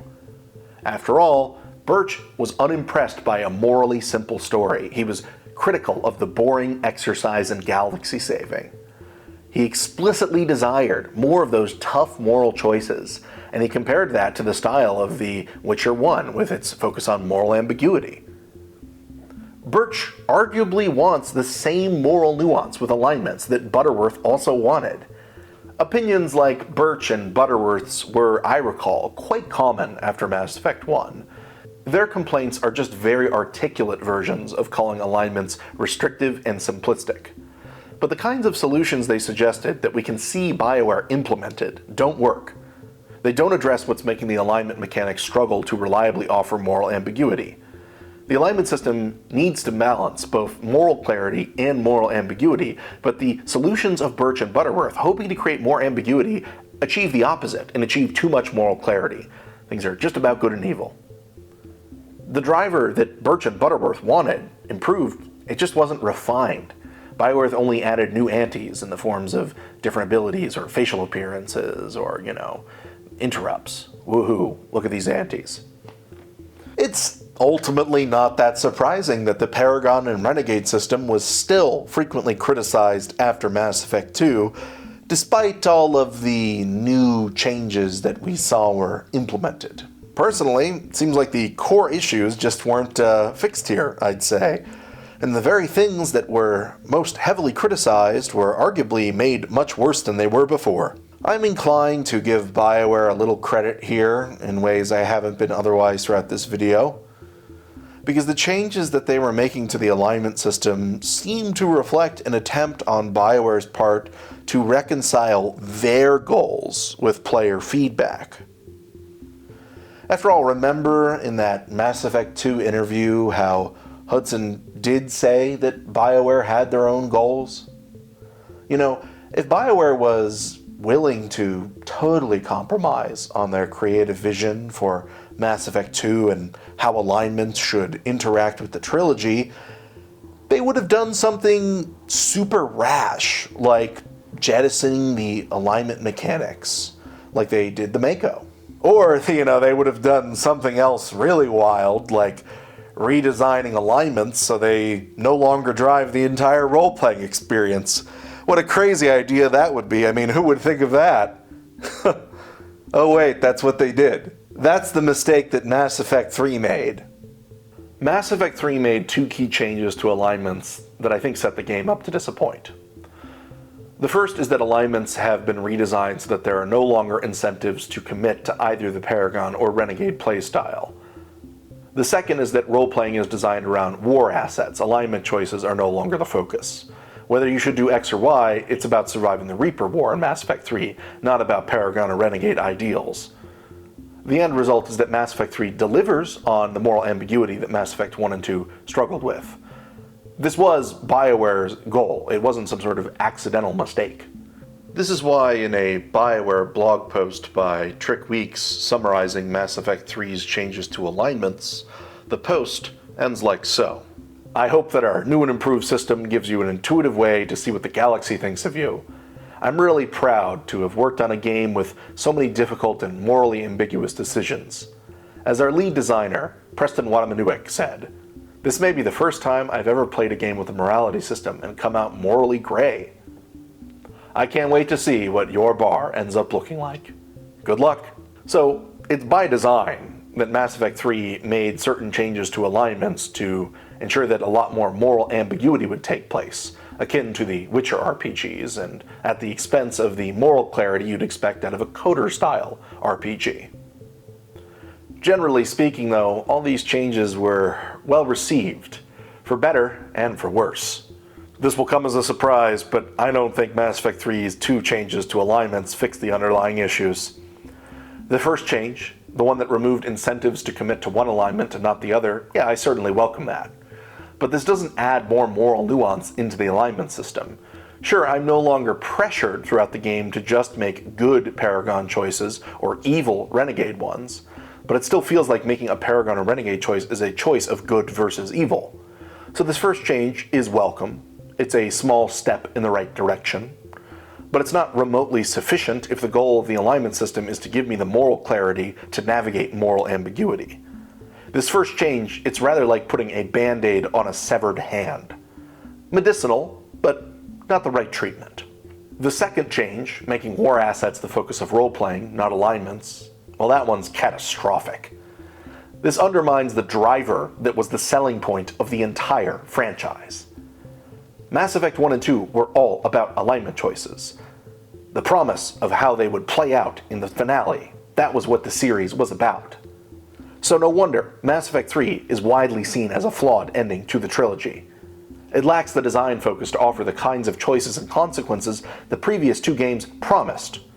Moral dilemmas are no longer about weighing ideologies, they are about maximizing numbers. It's about war assets, not about alignments. As an RPG, Mass Effect 3, it's designed around choices where these Paragon and Renegade dilemmas don't matter anymore. My favorite example of just how irrelevant the Paragon and Renegade system is to the most important choices of Mass Effect 3, it's how both alignments can make peace with the Quarians and Geth. As a Renegade, you just bully them into peace. As a Paragon, you say some inspiring words, but you get there the same way, regardless of your alignment. There is no moral difference here. Birch and Butterworth would be crying.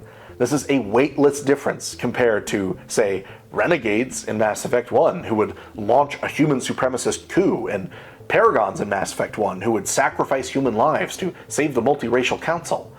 Alignments in Mass Effect 3, they just aren't the core role-playing mechanic anymore. And so Mass Effect 3 deserves its reputation as an unfaithful ending.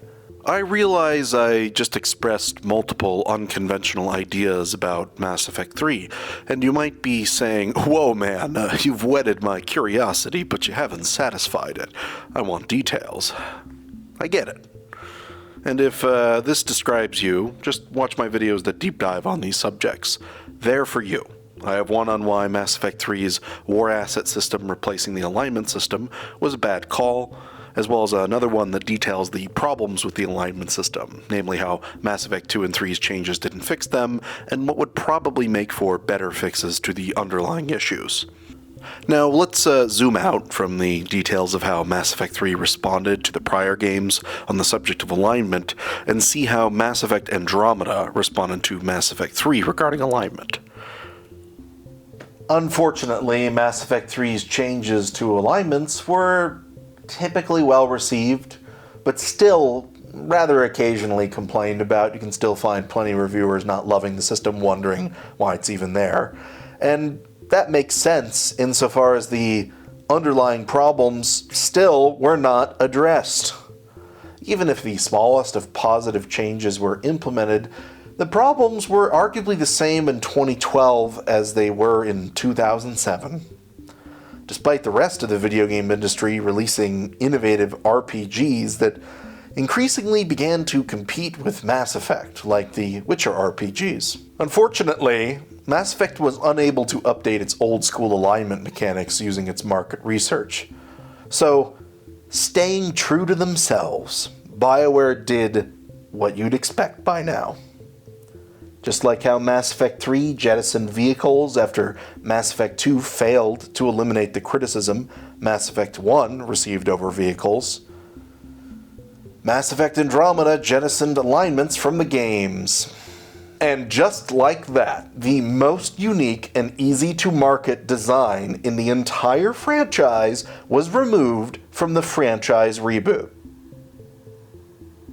The driver, which made the Mass Effect franchise feel unique, was intentionally excluded. What a great way to set a reboot up to fail. Andromeda's replacement for these alignments, a 4-part tone system, was not well received. How could it be? It's a shallow mechanic compared to the old alignment systems. Selecting one of 4 verbal tones of my response is weightless compared to weighing political ideologies that shape the future of the galaxy. If an RPG only gives me the ability to select the tone of my responses, that's not unique. That's the bare minimum, the ante, the expectation for pretty much any and every AAA RPG. Arguably, the 4-part tone system is just a degraded version of the old alignments, one that doubles down on the most boring part of them. Because, if you'll recall, the old alignments, in part, were sometimes just about the tone of your answers. Now, at their very best, they didn't lean into that, right? As we've seen Birch and Butterworth note, at the very best, they were about making morally ambiguous choices. So the thing is, Mass Effect Andromeda, it's not the departure from the old alignments it's often billed as. It represents a pinnacle of achievement in questionable market research and game design choices. Andromeda is what happens when you cut the most unique mechanic that defines the franchise and sells it. It's what happens when you use market research to eliminate the key drivers that consumers care about. Questionable priorities. I think the difference is just the intensity of the action. We really focused on the shooter aspects of the gameplay, along with the RPG aspects, the depth and richness of the systems that RPGs are known for. But we've really brought the combat to bear, so it feels as much as anything like a shooter as well as a role-playing game at the same time. And if I were to sum it up, I would say it's intensity. Intensity is just the word I would use to describe about Mass Effect 2. It just pulls you in, it doesn't let you go. That was Dr. Ray Muzyka, a co-founder of Bioware, describing how Mass Effect 2 would differ from Mass Effect 1 in an interview for IGN from 2009, a year or so before the release of Mass Effect 2. Dr. Ray here is emphatic that the priority for Mass Effect 2 was first and foremost improving the shooter experience. He does state that the RPG gameplay still matters, but he spends almost 4 times as many words talking about how the intensity of the shooter experience is what makes Mass Effect 2 different from Mass Effect 1. I don't think this was just some marketing hype from Dr. Muzyka. Earlier, I did a little foreshadowing. If you've got a memory like an elephant, you'll recall I said there's a fascinating GDC talk by Christina Norman, a lead gameplay designer for Mass Effect 2, and her talk delved into how Mass Effect 2 tried to update itself as a shooter and RPG using market research. Now the talk, it's about an hour long overall, and the first 50 minutes cover the shooter changes and the last 10 are about changes to the RPG systems. That's partly because it seems like Christina ran out of time and wasn't managing the time in her presentation super well, but I also think this ratio just reflects what we were seeing Muzyka say earlier about the way in which there was a lot of focus on innovating on the shooter side of things rather than the RPG side. As a matter of fact, Christina is quite clear about this at the very start of her talk. It might seem a little bit shocking if you look at Mass Effect 2 just because in Mass Effect 2 a lot of the ways in which we pushed the game weren't in the role-playing direction. At a later point in the talk, Christina goes on to explain how Bioware was trying to take inspiration from other third-person shooters that were critically and commercially successful at the time, such as Gears of War. Bioware's market research had suggested that ME1's dice roll-based shooter combat played too much like an old-school RPG. Christina actually mentions that Bioware got some flack on their forums from a lot of fans who felt that maybe there was too much Gears of War, not enough RPG, but that by and large, she and the team felt vindicated by the popular response to Mass Effect 2. Indeed, we learned that Mass Effect 2's new design direction was actually a subject of some debate internally at Bioware. There were some people who were frustrated with the new focus on the shooter systems. The last point was just to not forget labels and make a great game. What this essentially means is don't worry about shooter RPG balance. Even at this early stage, there was a lot of debate going on, like, well, are we making a shooter? Are we making an RPG? How much shooter is okay? Maybe this, maybe that. How much RPG is okay? So, at least at this stage, I was saying, let's not worry about that. It's really unlikely we're going to accidentally make just a shooter or, just an RPG. We know we're trying to make a great game with shooter and RPG elements. Let's not worry about the balance. Let's focus on making a great game. In hindsight, it seems evident that the faction at Bioware who wanted more of a focus on the RPG innovation lost the debate to those who wanted to prioritize the shooter gameplay. ME2 was to become a shooter first and an RPG second. And this isn't surprising, it's what their market research demanded, and so their designers were just ordered to prioritize it. And, I find it fascinating how Christina is open about the fact at the start of the talk that she's a tabletop RPG grognard, but that streamlining the shooting for non-RPG players, well, that's just what the market research demanded of the design team, whether or not it's what she or other people like her would really want. And so, Bioware felt obligated to design the shooting stuff first and the RPG stuff second. Building great shooter gameplay. This being our first focus to try and make sure that Mass Effect 2 is on the right track. We turned off all the RPG systems. So this was probably the most important move of the project. When I say turn off our RPG systems, what I essentially just mean is we temporarily disconnected a bunch of things that were already there. So why would you do that? Well, it was about bringing a sense of focus to the team so everyone would understand we're working on shooter gameplay. So, for example, before I did this, we would have some level designers, and I noticed they were always playing adapts. And I'd say, we're trying to work on guns right now. And they're like, I just like adapts. I always like throwing guys. That's what I do. It's like, well, okay, but you're building a level that has to be great for shooter players. So I forced them to be soldiers. I said, okay, you know what? You're a level 1 soldier now. Turned off difficulty scaling, turned off treasure, just turned all that stuff off.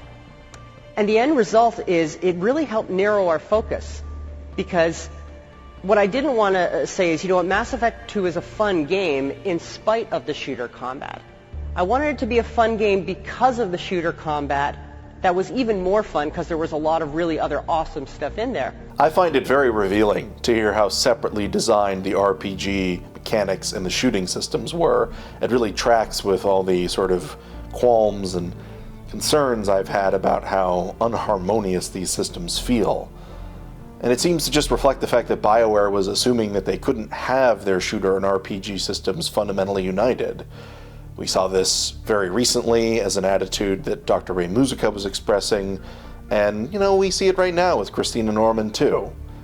And look, I get that, if you're working on any complex project, and especially if you're making a game like Mass Effect, that it can really help to work on one thing at a time, one system at a time, but what Bioware did just seems unwise. If you design the bones of your combat system solely around the shooting, without any RPG mechanics turned on, you're not making a hybrid RPG shooter. You're making a shooter with RPG elements sprinkled on top, kind of like a little bit of artificial flavor. It's not really the essence of the recipe, though. And that just seems like a wild risk for Bioware, if the reason that people are playing these games is the RPG stuff. I'd like to get personal for a minute. This is going to shock you, I know. but I used to be a Mass Effect 1 heavy user. As a teenager, I played Mass Effect 1 and Mass Effect 2 at least a dozen times. What I remember most about getting mononucleosis in high school was that I felt too sick to play Grunt's recruitment mission on Corliss. I was hoping that I could leverage my sickness at home to play some more Mass Effect. But Okir's tank-born Krogan overwhelmed the very sick, very sleepy Chris.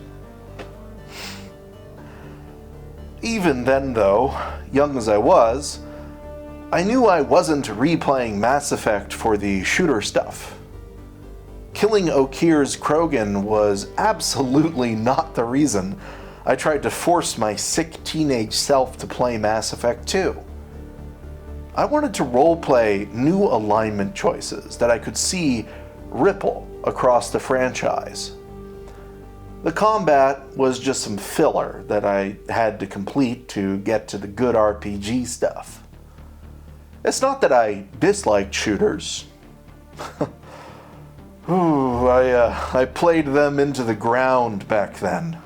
But if I wanted a shooter as a teenager, I played something like Call of Duty, not Mass Effect.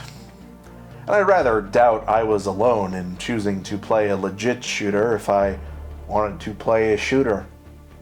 I don't think I ever met anyone who got into playing Mass Effect because of the combat. Every Mass Effect, even Mass Effect 2, wasn't and isn't a particularly innovative and fun shooting game relative to the other contemporary shooters on the market. Unfortunately, Bioware evidently thought that most Mass Effect heavy users like me wanted better shooting first and foremost. It's not hard to imagine why Bioware reached this conclusion. We know Bioware's market research focused on the quantity of negative feedback, and Mass Effect 1's flaws as a shooter relative to others on the market were so noticeable compared to its flaws as a role-playing game driven by alignments. And if you're a random internet hive mind complaining about Mass Effect's gameplay, the low-hanging fruit everyone can agree on is that the combat is flawed, and because it's not like other games. What we're going to struggle to agree on is what's going on with the subtle moral role-playing. And since Bioware's market research focused on antis and not drivers, I think they wrongly perceived that heavy users of Mass Effect first and foremost wanted innovation in the shooter area, not the RPG gameplay. Compare how much Bioware innovated in Mass Effect 2 with its alignment role-playing mechanics versus shooter gameplay. As we just saw, Mass Effect 2 made 3 key changes to alignment role-playing mechanics, altering your appearance and giving you a unique ability based on your alignment while adding interrupts. But we also noted that none of these 3 changes fix the underlying issues. They're notable, they're easy to spot, but they actually tend to reinforce the existing problems with the alignment system. Compare these 3 unartful changes to the dozens of core changes that Bioware made to shooter gameplay.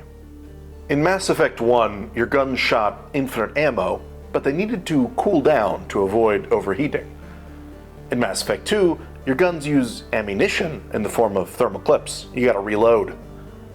In Mass Effect 1, you can't use any type of gun effectively if you don't invest a lot of talent points into it. In Mass Effect 2, you can use any gun proficiently, so long as your class is trained in it, or if you get a little upgrade in the collector ship. In Mass Effect 1, cover is hard to enter and exit, if you want to put it kindly. In Mass Effect 2, you snap to cover. In Mass Effect 1, enemies tend to take the same damage wherever you shoot them, but in Mass Effect 2, enemies take extra damage if you shoot them in the head or other interesting weak spots. In Mass Effect 1, you can't shoot the limbs off enemies. In Mass Effect 2, you can do that. It's intense. I could go on listing changes like this for the next few minutes. I won't, because you get the point. For the most part, I grant all these changes do make gunplay feel more streamlined than Mass Effect 1. Mass Effect 2 doesn't feel like a unique RPG shooter by any means. It's no Helldivers 2. But it certainly doesn't feel clunky like Mass Effect 1 could. It's no industry leader as a third-person shooter. It just doesn't play like a bad first draft anymore. So on balance, you have 3 bad changes in the role-playing mechanics, and dozens of big changes in the shooter mechanics. Mass Effect 2 focused on improving gunplay, not role-playing. We already saw the co-founder of Bioware proudly market this design priority in that IGN interview.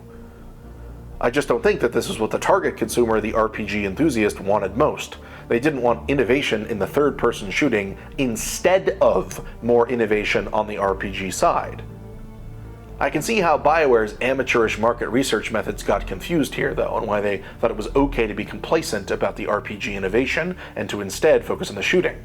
Because listening to an angry, inarticulate mob is rarely known for leading to subtle insights about complex problems. It's likely to result in big changes that sound good in isolation but miss the forest for the trees. To focus on adding more questionable antes, but ignoring the unique drivers and target consumer. In light of all that, I'd argue the only reason Mass Effect 2 didn't begin the critical and commercial decline is because despite all the issues with Bioware's market research, the focus on quantity, not quality, the focus on antes, not drivers, the negative, not the positive, Mass Effect 2 still focused on the target consumer. The RPG enthusiast, the heavy user of Mass Effect 1, was seen as Mass Effect 2's target consumer, even if what they actually wanted wasn't super well understood. This is why there were notable changes to alignment role-playing that were made, even if they weren't super helpful. It was an undeniable, if failed, effort from Bioware to improve the role-playing. They hadn't given up on the driver that sold the franchise, alignment choices across the games. I believe Mass Effect 3 began the critical decline and Andromeda accelerated the critical and commercial decline because they lost sight of the target consumer, the heavy user/RPG enthusiast. These are the games where they gave up on the driver of alignment choices across games. Mass Effect hereafter went all on an innovation as a shooter, sacrificing improving its unique RPG driver. Bioware acted like it had achieved RPG perfection and focused its innovative efforts elsewhere, thinking this is what the market wanted. Just look at how Hudson describes Bioware's market research design priorities for Mass Effect 3. The victory for us with Mass Effect 2 was that even though we did make a lot of big changes to the way that you play the game and the way that the systems work and things like that, in general, on balance, it was extremely well received, just really better than we could have ever hoped. It's one of the highest rated games of all time. But that doesn't mean that we don't still look at criticisms from fans and feedback and trying to understand how we can still make Mass Effect 3 better. One of them was that people recognize that if you come into an area and there's lots of low cover height stuff, then there's going to be a fight. Even before we've brought up the dramatic tension that should tell you you're in a fight. So that obviously was something we wanted to improve. So that became a whole list of things that we wanted Shepard to do differently. So it's things like there's much better types of cover built into the environment better. Shepard is able to move between them a lot better. And so we kind of morphed that into just what other things should Shepard be able to do in an environment so that the environment itself is more credible. And so Shepard is able to do SWAT turns from one cover to the other. You can mantle with a single button instead of getting into cover first. You can climb things, you can fall down things, and it's very much a much more free-form environmental exploration thing while you're in combat. And then also just the idea of, to further break the idea that you see a little battlefield and you're going to have a fight, we're doing a lot more redirects in terms of the level. So you see an area and you think, okay, I'm going to go through here and maybe have a fight. You might not actually ever get to that area because something amazing will happen and the floor breaks through and now you're in the basement, or you're in you're going through a cave and it gets blocked off, and just constantly redirecting the player so that you kind of build a sense that anything could happen versus building in a sense of security and kind of knowing what's going to happen next. So Casey noted how, in response to lots of feedback from Mass Effect 2, Bioware resolved in Mass Effect 3 to make it a lot harder to tell where combat would happen, because this would help raise the dramatic tension. Gotta get that intensity in here, right? This obviously represents an improvement to the shooter side of gameplay, but not the cinematic role-playing. And to achieve this, Bioware implemented new movement abilities and new level design ideas. It is fair to say that Mass Effect 3 sometimes achieves the goals that Bioware set for shooter sequences. It is a charming novelty to jump and combat roll all around. You couldn't do this in prior games. And it can be almost Looney Tunesy if you're really feeling like it. Yes, there are also times you cannot easily tell where combat will happen. That is the first time you play anyway. Most memorably, this occurs during the Tachanka arc, and this seems to be the sequence that Casey is thinking of, as there are moments where you are primed to expect a fight, but the floor breaks through, and you end up in a cave. There's this YouTube channel called Story Mode, which has a great video analyzing this dynamic in Mass Effect 3. It has interviews with Bioware's devs talking about the playtesting process shaping this level. I think it draws on a GDC talk Bioware gave on the same subject as well. And it's quite fascinating. Check it out if you want to learn more about this. But the thing is, for the most part, Mass Effect 3 isn't doing this work that it does on Tachanka in almost all of its levels. This is the exception to the rule. And how could things be otherwise, right? It requires lots of playtesting to implement this design. It's of necessity not a design you can easily copy and paste. If your priority is subverting players' expectations, you need to constantly reinvent the wheel. That's a fine goal if you have the time and resources and the target consumers care about this driver. And if Bioware's target consumers are shooter enthusiasts who play games once and want unpredictable on-rails levels, all is well. Give them surprising levels. They're not looking for levels which reward tactical trade-offs and thoughtful consideration in their shooting. Thing is, though, Bioware didn't have infinite time and resources to make Mass Effect 3. Even if you were unaware that Mass Effect 3 was made in a time crunch, you can infer this was the case by playing it. There's lots of small but noticeable downgrades, such as the quest tracking mechanics I mentioned before, and the major pain points, like the original endings feeling very half-baked compared to the prior games.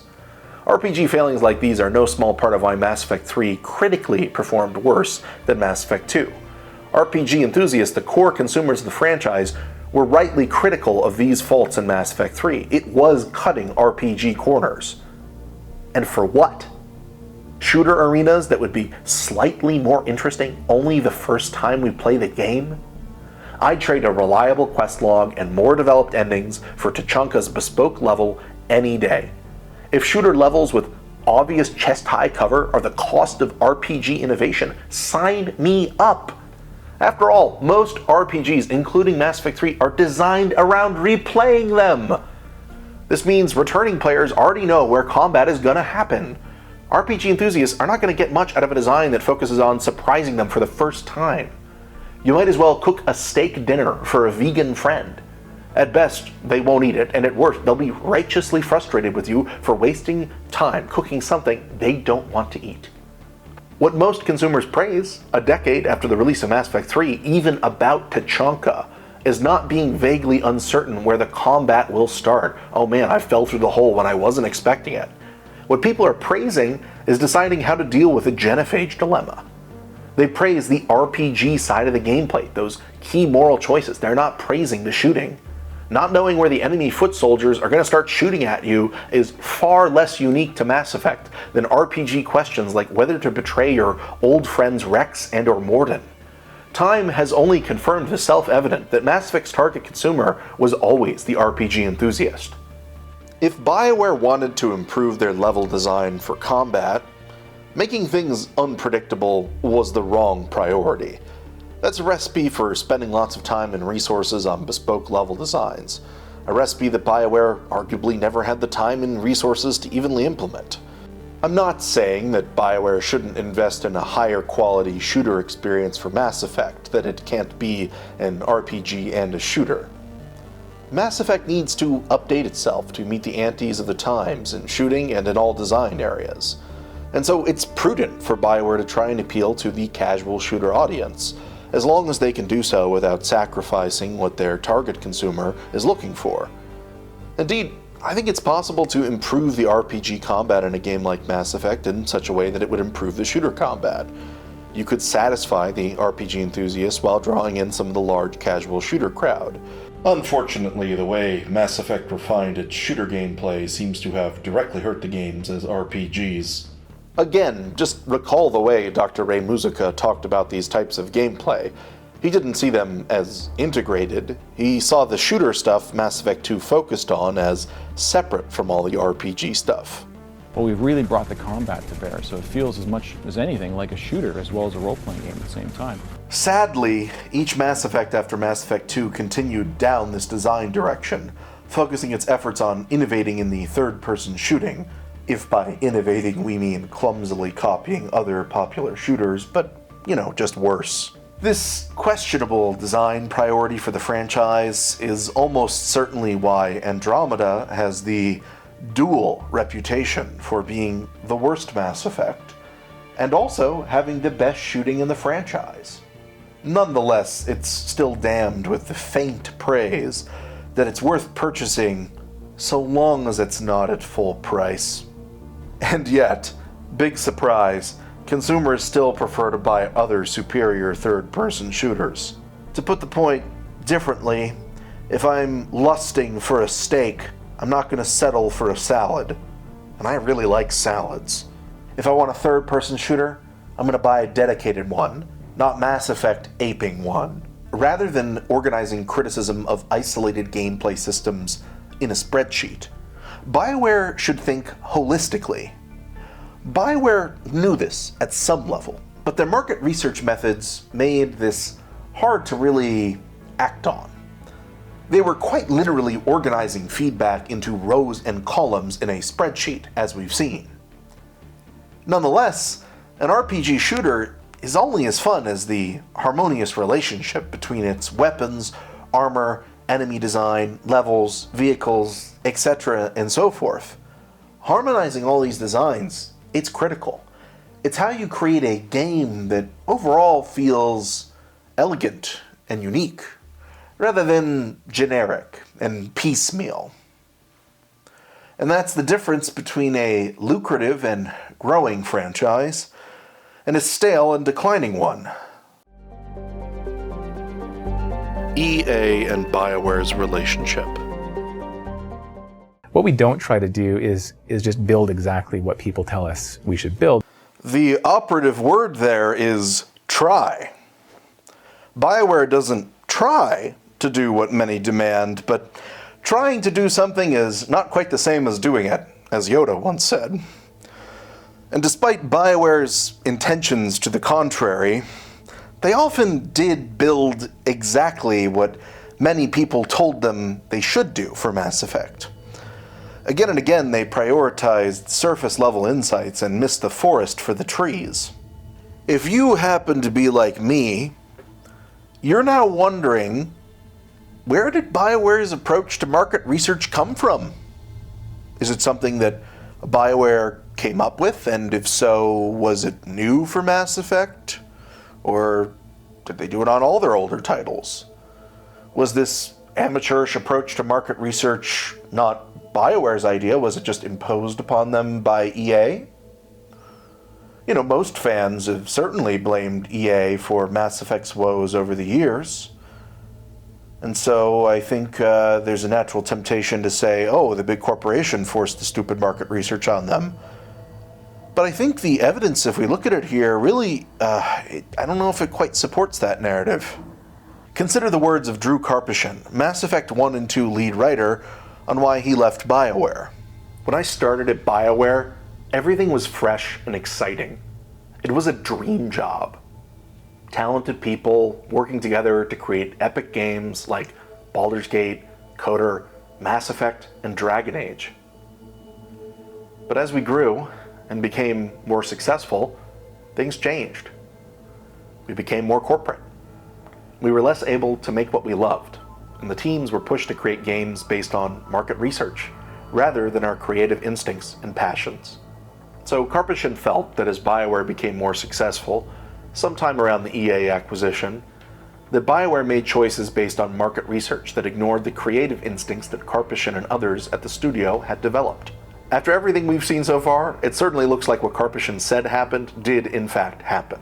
This is likely why Karpyshyn's remarks are often cited by fans, making the case that EA ruined Bioware. A superficial read of Karpyshyn's story seems to point the finger at EA for making Bioware too corporate with its focus on market research-based game design. But Karpyshyn is a veteran writer, and an opinionated one. And if he wanted to blame EA, he could have said so. Reading between the lines, Karpyshyn seems to be suggesting that Bioware itself is to blame. And with very gentle language, he seems to point the finger at leadership choices. Karpyshyn doesn't say who pushed the teams to listen to market research, just that someone in charge did. Let's consider the opinions of someone who was definitely in charge at Bioware. Bioware co-founder Dr. Greg Zaschuk, who's quite candid about the nature of EA's relationship with Bioware. So you're saying you wouldn't change anything with Bioware, and that means you're completely happy with how the EA acquisition turned out also? Oh yeah, for sure. I really enjoyed my time at EA. It's interesting, people make a lot of assumptions about us and our feelings and how they treat people, but honestly, we were treated really well. I made a lot of friends there, and I respect the people there a ton. Do you feel that Bioware's games were ever made to conform to some homogeneous EA standard with things like forced multiplayer, microtransactions, smartphone spin-offs, etc.? Did any of this make you jaded? Or do you reject this notion? No, I definitely reject it. And I can explain it too. The best analogy I use, in a positive way, is EA gives you enough rope to hang yourself. It was really interesting because we really made all the choices we wanted to make ourselves. These are all things we wanted to try. And that's something to remember. While we were independent, we didn't have quite the resources we had as a part of EA. And then when we got to EA and it was like, wow, we can do all this stuff, we had to be really thoughtful about what we wanted to focus on. That rope that EA gives you, they don't second guess you. They don't say you shouldn't do that. We had complete creative control over a lot of it. Some fans didn't like some of it, and some of it was experimental, quite frankly. The one caveat is that at the end of the day, for any company, you have to run a profit. So you have to be thinking of things that actually make you profitable. So while you're taking all these creative risks in trying crazy stuff, you almost have to simultaneously focus on the bottom line. The top line is not enough. In some ways, being independent, I would say we had to be more conservative. Being part of a big company, you could be more aggressive and try stuff. I think that's something people struggle with when they join EA. They do too much or they do too little. So Bioware co-founder Dr. Greg Zaschuk believes that the EA acquisition didn't force Bioware to run itself differently. When he was asked point blank if Mass Effect 3's controversial multiplayer, microtransactions, and smartphone spin-off were forced on Bioware by EA, his response was no. And he characterizes Bioware and EA's relationship as hands-off. Zaschuk uses the metaphor EA gave Bioware more than enough rope to hang themselves with.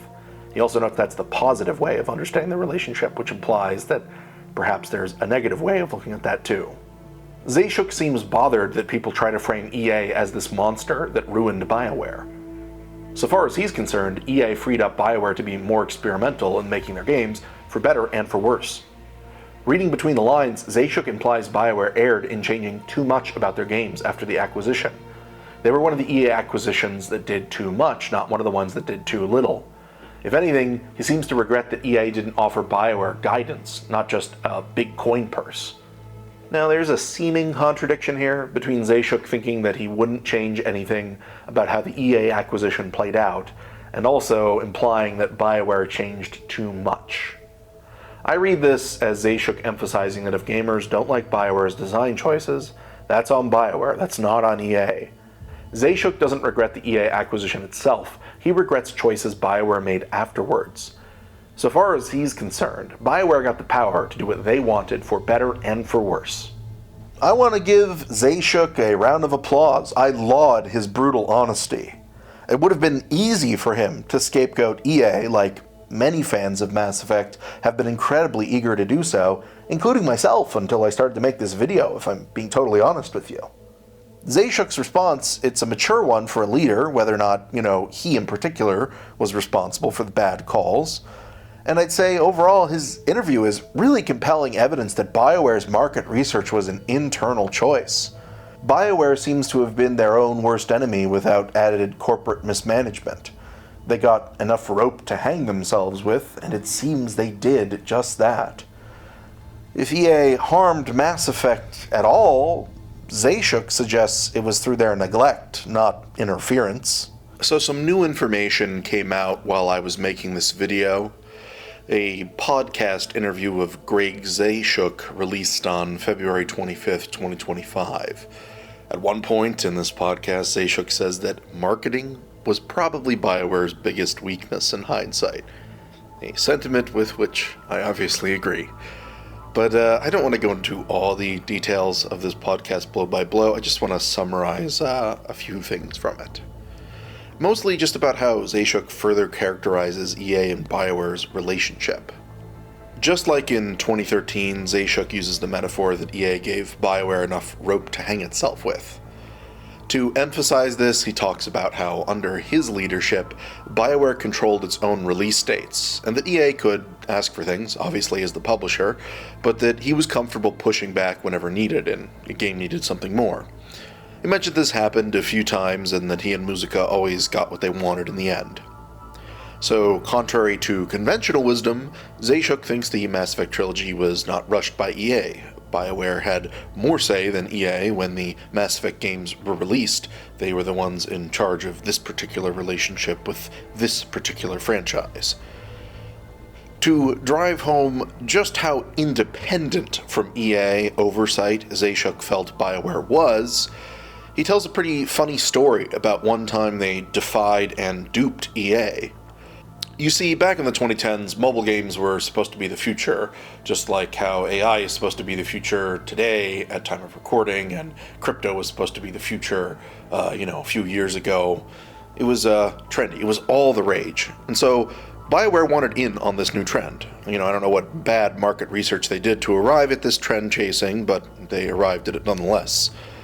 Now, EA had actually ordered Bioware not to make mobile games. Zayshook doesn't exactly say why, but he suggests that EA wanted them to focus on what they did well, and not to experiment with a trendy, unproven game not for their core RPG consumers. Which seems like prudent advice. Well, Bioware defied EA like renegades. They made a prototype mobile game. Zayshook says it was called The Gift of the Jedi. It was sort of a play on words where you were delivering things as a Yeti, a Jedi, playing on Coder, etc., etc. But anyway, they made this prototype mobile game in secret with a fake company name using EA's resources. Zayshook implies this made EA see Bioware as a company of cowboys, as renegades doing whatever they wanted, which is totally fair.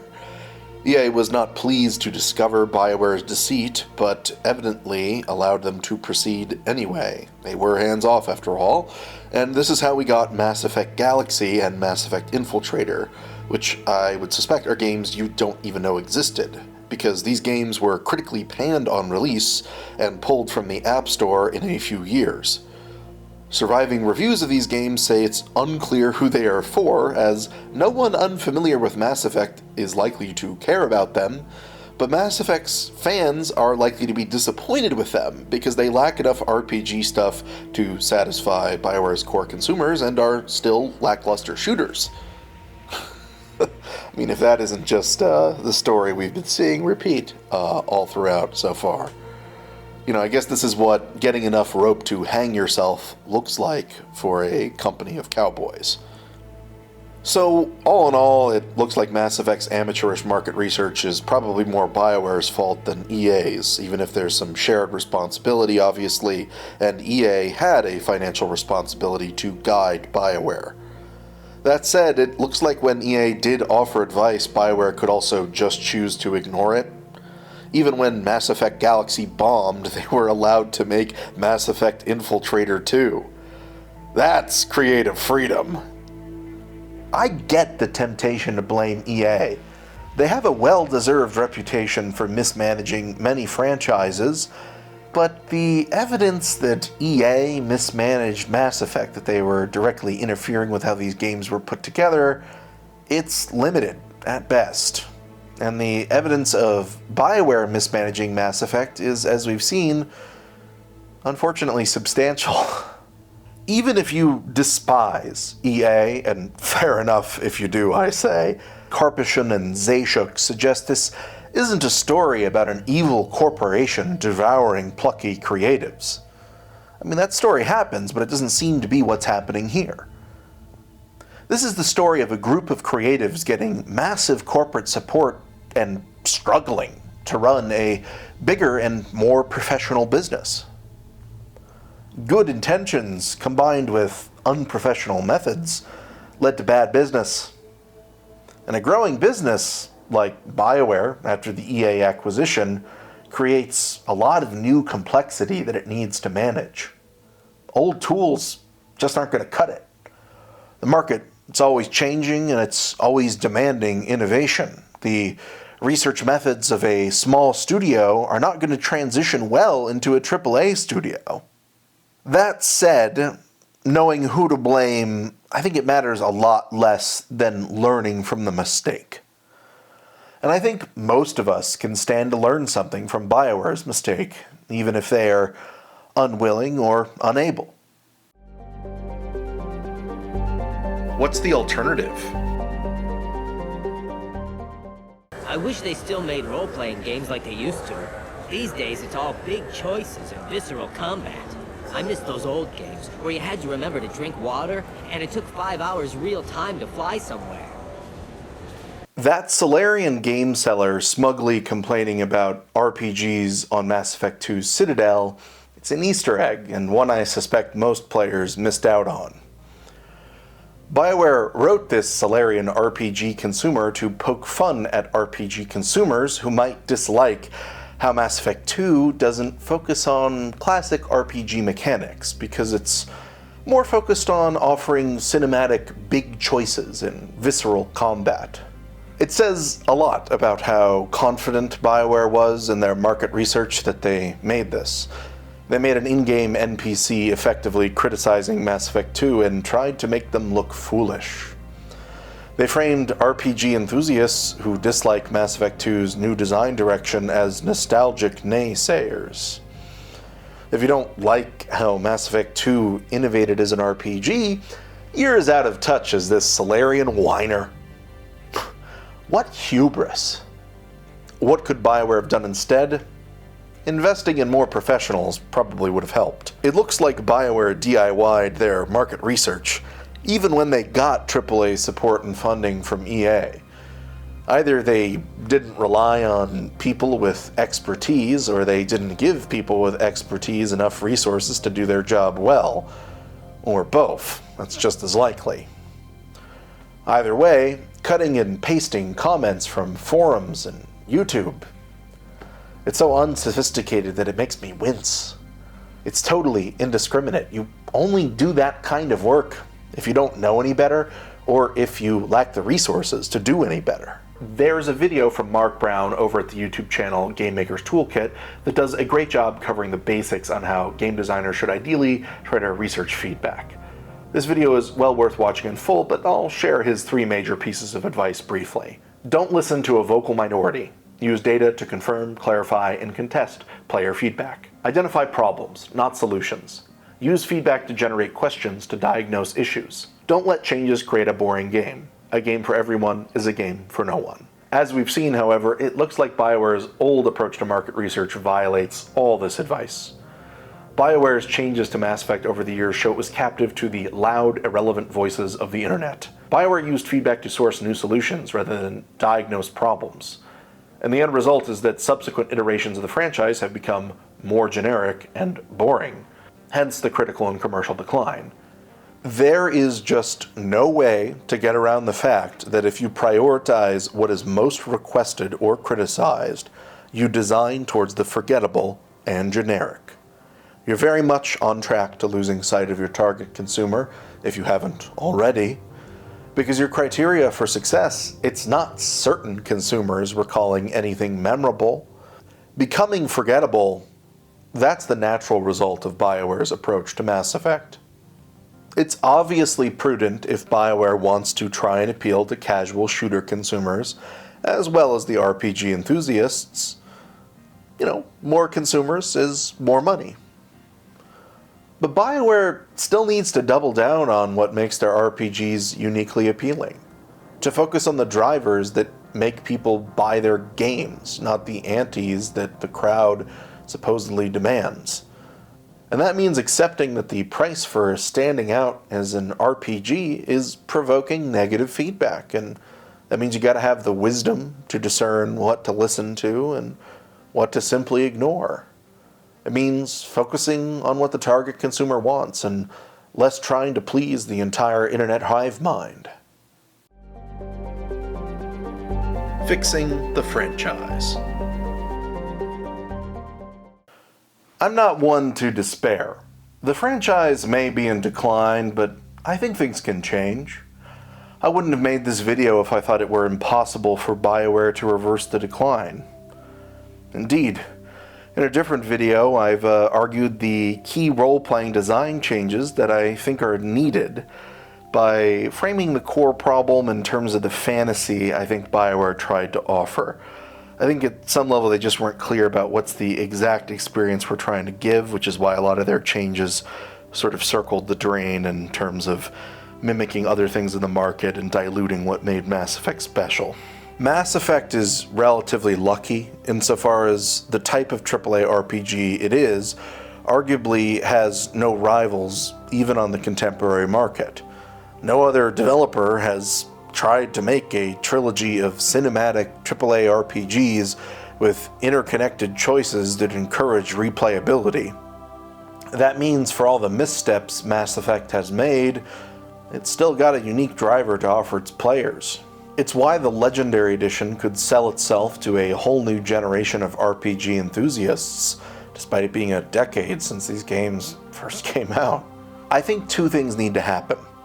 First, Bioware needs to recognize how their market research has been contributing to the decline. They need to realize what the problem is. And second, they need to determine what they think is unique about the franchise and refine its core mechanics to double down on the drivers. Then, and I think only then, can things really start to change for the better and can the decline be reversed. I'm not saying it will be easy for Bioware to change. A resistance to change is most likely, perhaps more likely. But so far as I can tell, the alternative is killing the Mass Effect franchise. The choice is theirs. Or perhaps it's EA's. Who can say these days?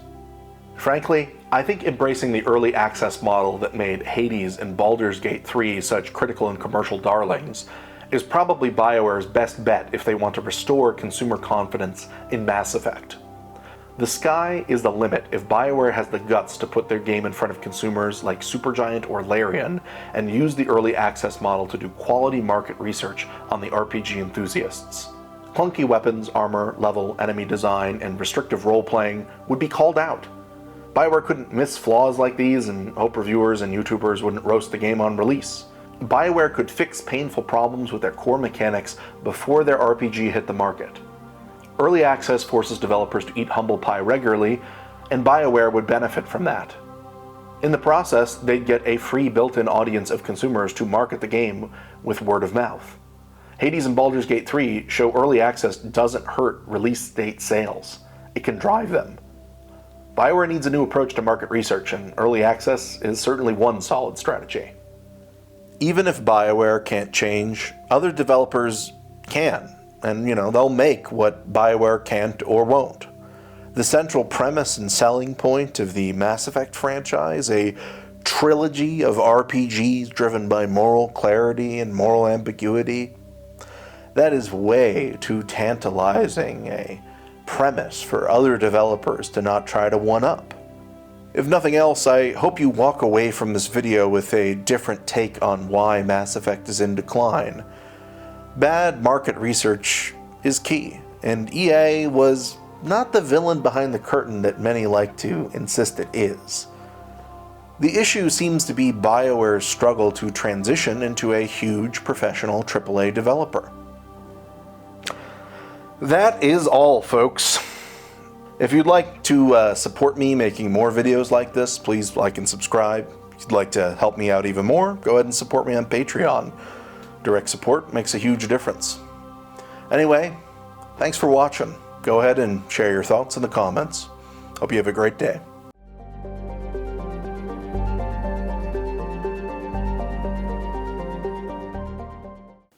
This video took a lot longer to make than I had expected.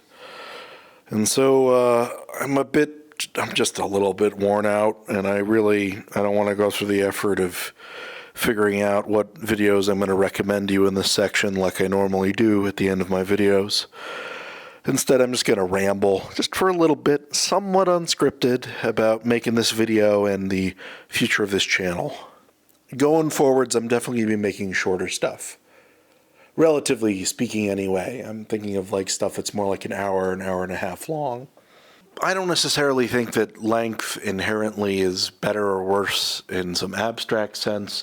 It's just that until I get a lot more experience with video editing, it's very onerous to try and improve the quality of each video while they're also like movie length, like this one. You know, in the future, I'm definitely going to be trying to also make videos that are more like conversations and stories, not like arguments. I think in hindsight, the emphasis on argumentation in my first and second video, as well as where it crops up in this one, a bit more rarely, I think it's some of the more boring stuff about my work so far. I think it's just a question of presentation. I could be going over the same material more like a conversation or story that we're having, and I suspect when I'm being honest about why I emotionally care about stuff and what it's curious to me, in that conversational and story sense, I know that's where I find my own work the most satisfying and where I'm given to understand I've been told others have found it satisfying as well. And if I'm going to be taking my own medicine, right, like with this video about market research and leading into drivers, I suspect all that's probably more likely to be a driver of why you're watching me, if you are watching me right now. In that spirit, if you're feeling generous, please go ahead and share what you liked about this video and why, because I think I should be trying to double down on what my relative strengths are going forwards. That's all for real. Truly. Thanks so much for watching. It's a pleasure to share my interests and my cat with you.